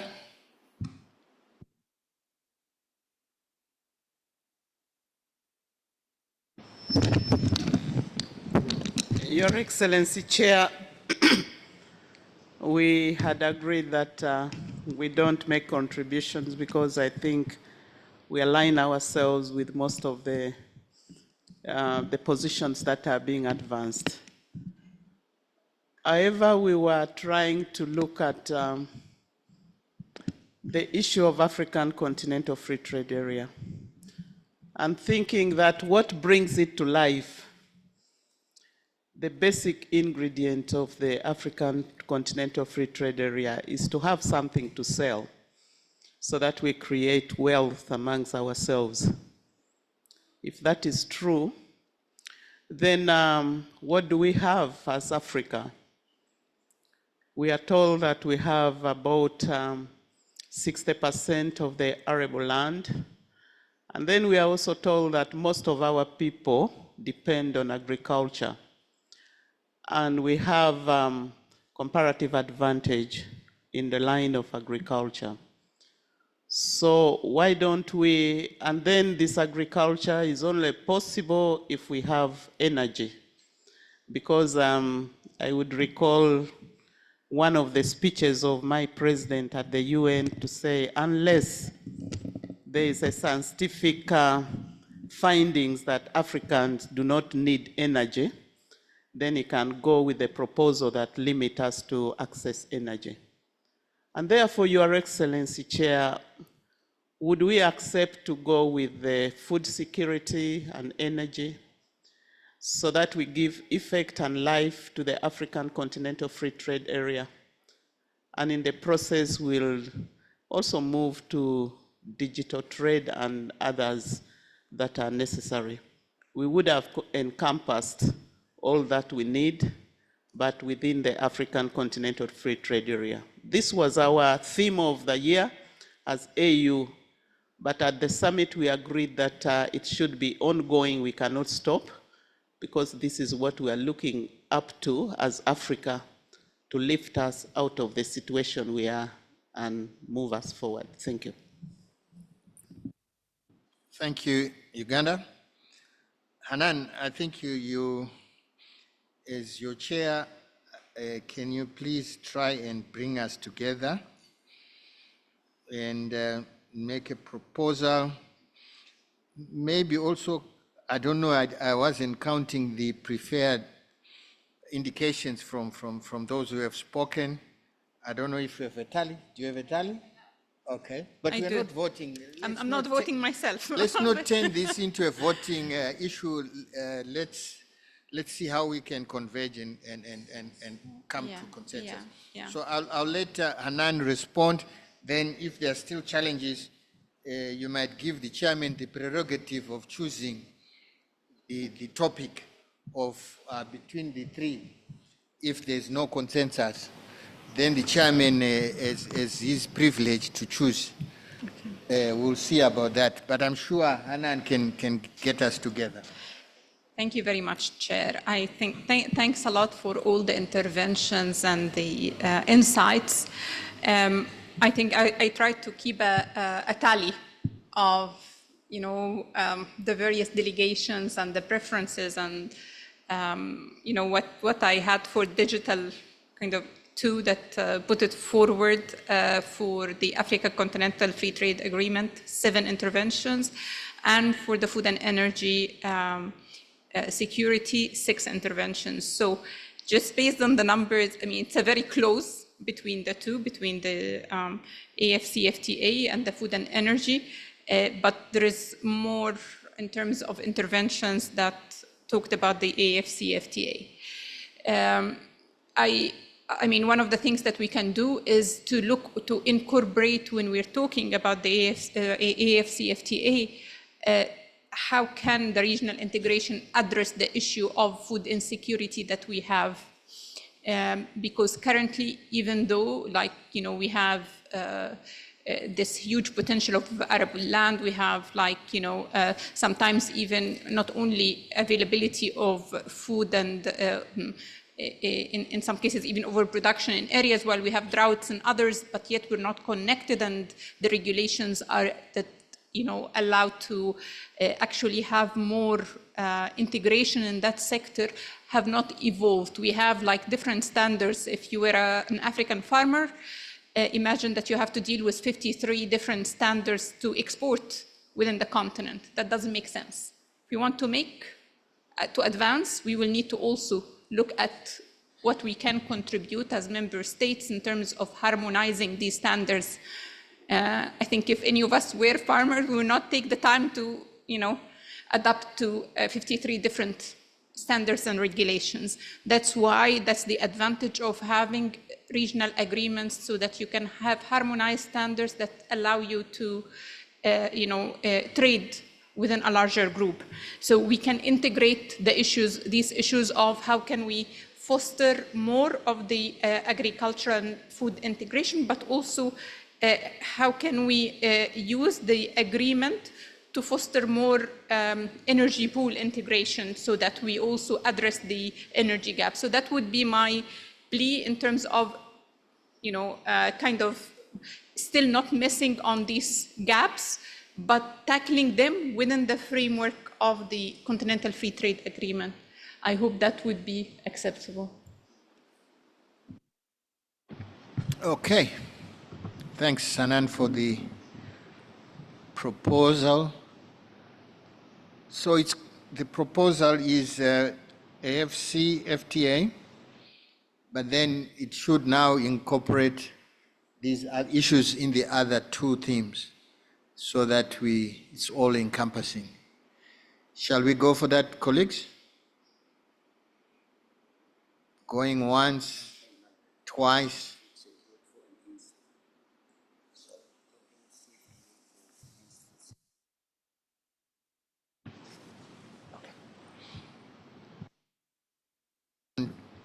Going once, twice, done. So it's AFC, FTA, but incorporating all these other critical issues. We can't trade without producing. To produce, you need energy. You can't trade without the commodities, so you have to produce the commodities as well, etc., etc. So there is interconnectedness in the three themes, but then the overarching theme will be on what we've agreed. Maybe what we could do, if you have some ideas post-lunch, you can just share around informally with colleagues, just to see how it goes. Okay. Typically what we do is we agree on the area, and then this is developed within the preparation of the upcoming COM. So this gets, further developed along the way. So we'll take into account, of course, all the comments and the things we discussed here, but that will be part of developing that concept note and sharing it with member states. Thank you. Understood. Good. According to our program, we are supposed to break for lunch, or are there any other matters from the floor which we might want to consider? Any other business, any other matters, burning issues? I think we've covered most of the issues, right? So the proposal is that we break for lunch while our drafting team, they get down to business and then we come back at 4 o'clock. Can we be sharp at 4 so that we deliberate as quickly as possible, so that we can consider and adopt our report before it's dark? Okay? Then we can proceed with the closing of the 42nd meeting of our meetings. Okay. If you can break for lunch, enjoy your lunch. Bon appetit. Thank you.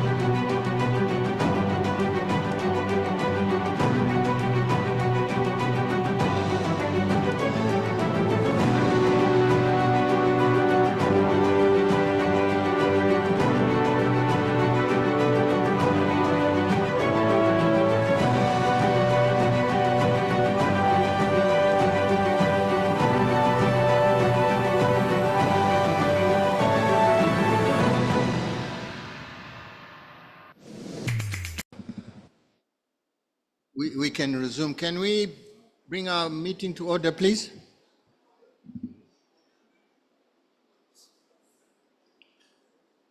Okay.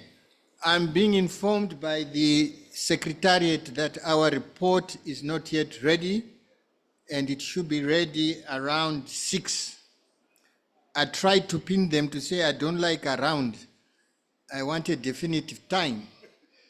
But they're saying between 5 and 6. I said it's even worse. So let's just work with 6 p.m. We force them to bring it at 6 p.m., right? So that we can have at least an hour after that to go into the details of the report. With your indulgence, please, if you could bear with them as we prepare the report for discussion.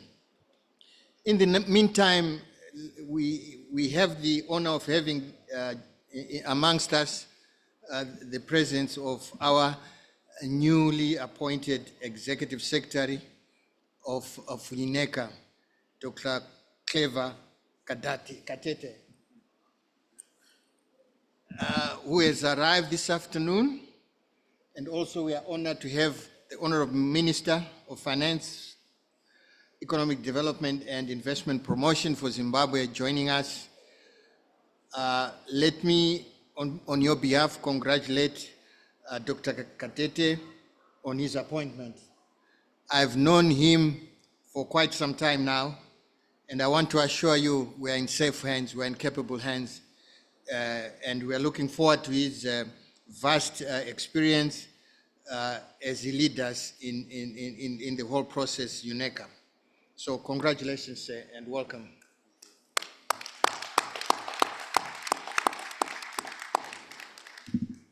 And typical of him, he has said, Chairman, I want to meet the member countries. I want to hear their concerns. I want to hear their expectations. Let's have a one-on-one conversation. And I said, there you go, typical of him, wanting to meet the clients. So we agreed that let's have a session as we wait for the report so that we are productive as well. So we are going to use this session for an exchange with our Executive Secretary, no holds bar, and let's give them our thoughts, expectations, etc. Let's have a frank exchange. So with those few words, I want to open the floor for, I know the countries who have been speaking, I'm sure will continue with that diligent approach and frank conversation as we have the opportunity with our ES this afternoon. So I open the floor for a conversation for the next 45 minutes or so. It can be longer. As long as the report has not come, I think we'll still go on. So colleagues, here we are. Here's our opportunity to have an exchange with our ES. Thank you. Who's there to kickstart? Okay, the ES would want to have say a few words.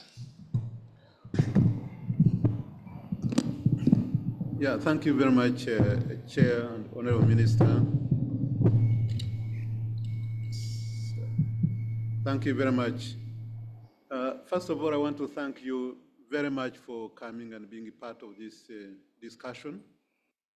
It's a discussion which we have to maybe take differently, and I'm glad from what I've been briefed that you've been very much engaging and wanting practical things. But I want to tell you maybe, apart from my background, I just came back from New York, and that's where we're hustling, talking about the Summit of the Future and the challenges that we are facing. And I think this is a good opportunity for us to be able to really have our say, but also learning from that experience to do things differently. Because you cannot expect a solution from outside. The solution has to be within us. And for us who have worked in government, we don't want to come to you and tell you the theory of what you need to do. We need to tell you what is possible, and if it has worked, let's replicate it somewhere else with a small modification. And we need to make it very clear so there is no vagueness. If we are talking about the climate, which is now one of the key topics, we need to break it down into what does it mean, and what does it mean for each of your own countries. If you are talking about poverty, we need to discuss how to address this issue. What are the possibilities? Where has it worked? Did it succeed? What can we do in terms of improving it? If you are talking about energy, we can't just go country by country. We need to talk about energy in a regional context. We need to talk about food security in a regional context. Addressing issues of natural resources like minerals, for example. It cannot be done country by country. We need to make sure that we do it in such a way that it can help us in terms of accelerating the CFTA. It's very, very important to look at it differently. We also need to, this is what we have decided at ECA, is that we don't necessarily have to do multiple or millions of things. We can focus on a few things that have an impact, that are measurable. We have also decided that we need to have our center, Africa Center for Statistics, making sure that we really collect the data, we store data, we make it available to everyone. And we collect it even in non-traditional areas, including technology and climate, so that it becomes now accessible to everyone and is helping to address the different issues that we are facing on the continent. But we are lucky because you have now this time one market, the Africa Continental Free Trade Area, where we need to build, starting from the regional economic communities which we started with, and we saw the experience we learned, and now we are scaling it up to the continental level. We need to see what works. We all know the nature of our infrastructure and what needs to be done. We know we need industries. We know we need to break down the tariff and non-tariff barriers. We know that there has to be free movement of goods and services.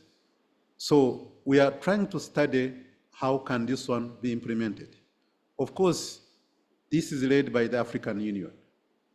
ECA is playing a supporting role, but you need to work with you as member countries to make sure that what is planned for the implementation of the CFTA is done and is done properly.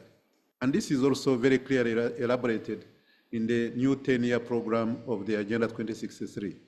So we really need to go deep into practical things, get our hands dirty, and make sure that whatever we deliver, we can always learn and make progress as we move forward. So I just wanted to say a few things, but I wanted to hear from you. If there are any questions, please feel free. If we don't have answers, that's because we are not here to answer, it's just to share experience. And definitely, even going forward, we have agreed with all the other regional economic commissions all over the world. There are 4 others, that one of the big important elements is to share experience. Whatever has succeeded in Asia can also be done here. Whatever has succeeded in Latin America and the Caribbean, we can also borrow from that. And that's our job, to go and borrow and see what works so that we can also be able to use it here. We don't necessarily have to be limited to Africa. We can also borrow from elsewhere. So, but the floor is open, as the chair mentioned. Thank you so much. We have Ghana.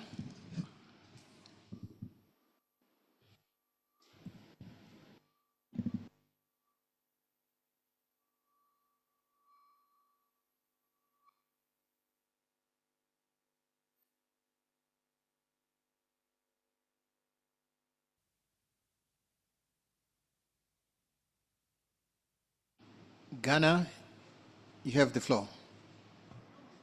Thank you, Mr. Chair. And we welcome you, Secretary General, newly appointed. We thank you for choosing to spend this time with us. I had this leading question in my mind when we were discussing the program for 2025, but I decided to shelve it. But the comments that you just made, that we don't need to focus on many things, but we need to make sure that the few that we are doing, we do it and do it well. So the question that was on my mind was, this year we have discussed the green transition.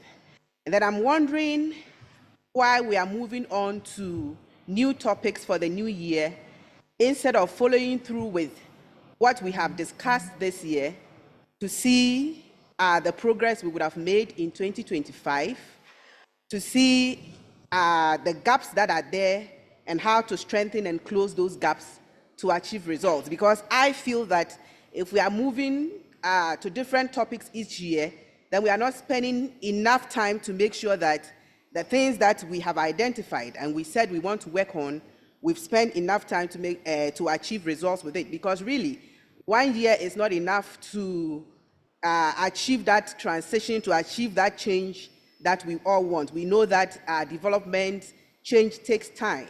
So I think that even when we propose new topics, the old ones should remain embedded in, because we need to truly follow through what we have discussed, what we have agreed on, and see a growth and see some level of achievement, some level of measurables before we move to the next topic. That is my take. Thank you. Thank you, Ghana.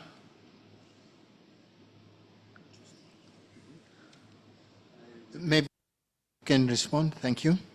Yeah, all I can say, I agree completely with you. The proposal you're making is that if a topic for discussion is helpful in terms of focusing, but when we come here, we also discuss all the other topics, everything that we are doing which has an impact. But the way you proposed it is that's the way it should be. Because we don't forget about everything else, but we need to say that all the work that we are doing in all areas of our mandate, how far have we gone? And then we can give also these kind of side events would be very helpful for us to be able to discuss some of the topics that we have agreed on. For example, if you say green transition or everything green, blue, they use different terms, and where you come from, don't take these terms to mean so much. We always prefer to break it down in a way that everybody can be able to understand it. Even the programs that we put in place, they are understood rather than just using the big words. The green economy, the blue economy. Sometimes we even have the Great Green Wall, which I've been talking with my colleagues here. And I say some of these things you really need to break it down and explain. Where we have the seas, where we have the energy, we have the things that have an impact on the climate and how we deal with them. We need to simplify it and then come back to the reality of what is the issue, what do we need to solve. Yeah, for example, when you come to this carbon credit market, you all know that, of course, we don't have much of the trading on the market here. You know, when you're talking about the domestic resource mobilization, there are two parts of it.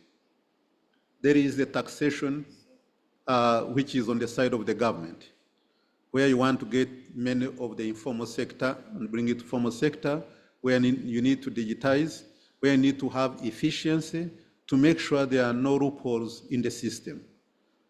And also link it, of course, to the payments and expenditure, where you also need to have make sure that there are no loopholes as well, also digitize it. But there is also the side of the private sector, where you need a capital market that is functional. And that capital market, the reason for that, as you all know, is that in our own countries, we are more the private sector is more dependent on the commercial banks. Commercial banks' rates are very high because most of the banks are poor rated or not rated at all. And in that case, they cannot go outside to get cheap money. So the market, which is the capital market, it brings in long-term resources because most of the commercial banks is dependent on deposits. But where you can get long-term resources is in the capital market. So once you have the funds, you have the capital market with so much of the derivatives that are necessary, then you can mobilize resources. And that's why you trade. But you don't only trade that, you also trade in terms of commodities. You know, for example, the warehousing receipt, they are all traded on the capital market. But also the climate, carbon credit. In terms of the carbon credit, you don't simply go there and meet anyone because there has to be a market, like the way you go to open market.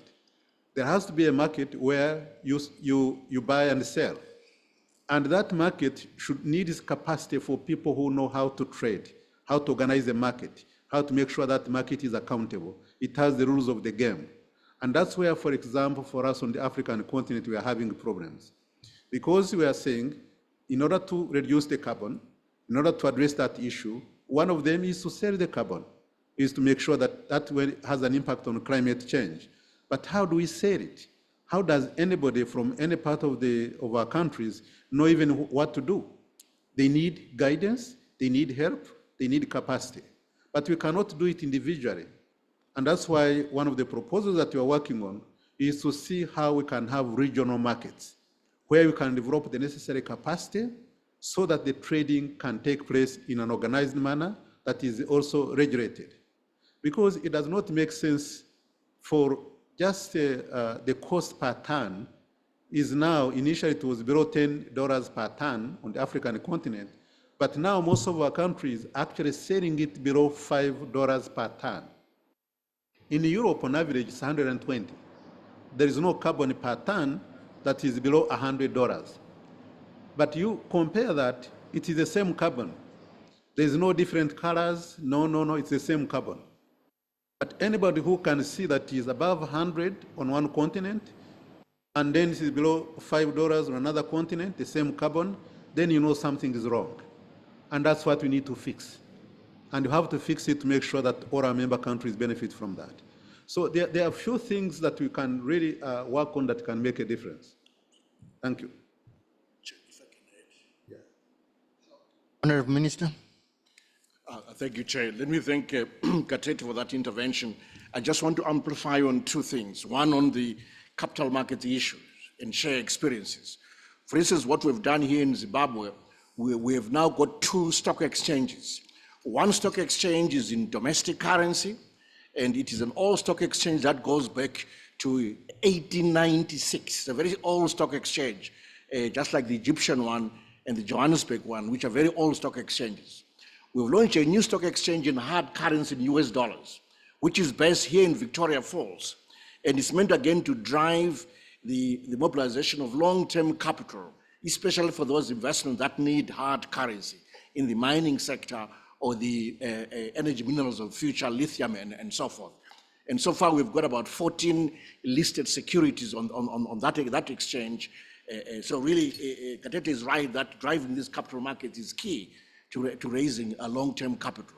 It is also our intention to launch a futures market for carbon credits on this same Victoria Falls stock exchange so that we have these instruments traded in Africa so that we can get a better price discovery process, not just $5 or something as opposed to $110 per ton, but something closer to $110 per ton, better price discovery through these capital markets. That's our intention, and that's a contribution. We're happy to share our experiences in Zimbabwe on deepening these capital markets. What I can assure you is that there are certain areas that are a little bit harder. For example, it's far easier to develop the market on the equity front as opposed to the debt front. The fixed income market is much more difficult because to build a yield curve is not easy. You have to issue a series of instruments of different maturities, be clear about the maturity profile, build a yield curve on the back of inflation. So it just takes time, but that's where you now need both government to be issuing instruments, fixed income instruments, as well as the private sector issuing corporate bonds, so that we can all then deepen these capital markets. But finally, we're also happy to share Zimbabwe experience on the regulation front in the issuance of carbon credits. We've just, I chair the cabinet committee in Zimbabwe that developed the rules of how these instruments ought to be developed, how government ought to relate with the project promoters, how to share the revenues between government and the promoters, where we share on a ratio of 70-30. The project promoter keeps 70%, government takes 30%. Within that 30%, we make sure that the local community where these carbon credits are generated benefits directly, and it finances specific projects. So these monies are spread around. Only 15% gets to treasury, but the rest stays with the community so that these resources impact the communities directly. So those are experiences we can share with you colleagues. I'm sure Zimbabwe will also learn other things that you are doing in various aspects of development around greening our economies. Thank you very much. I can assure you that ECA is going to put a lot of emphasis on the capital market, more than we have done before, because private sector needs to play a big role in terms of development. Thank you. We have Suleiman Ahmedine from Eritrea who's online. Could we connect, please?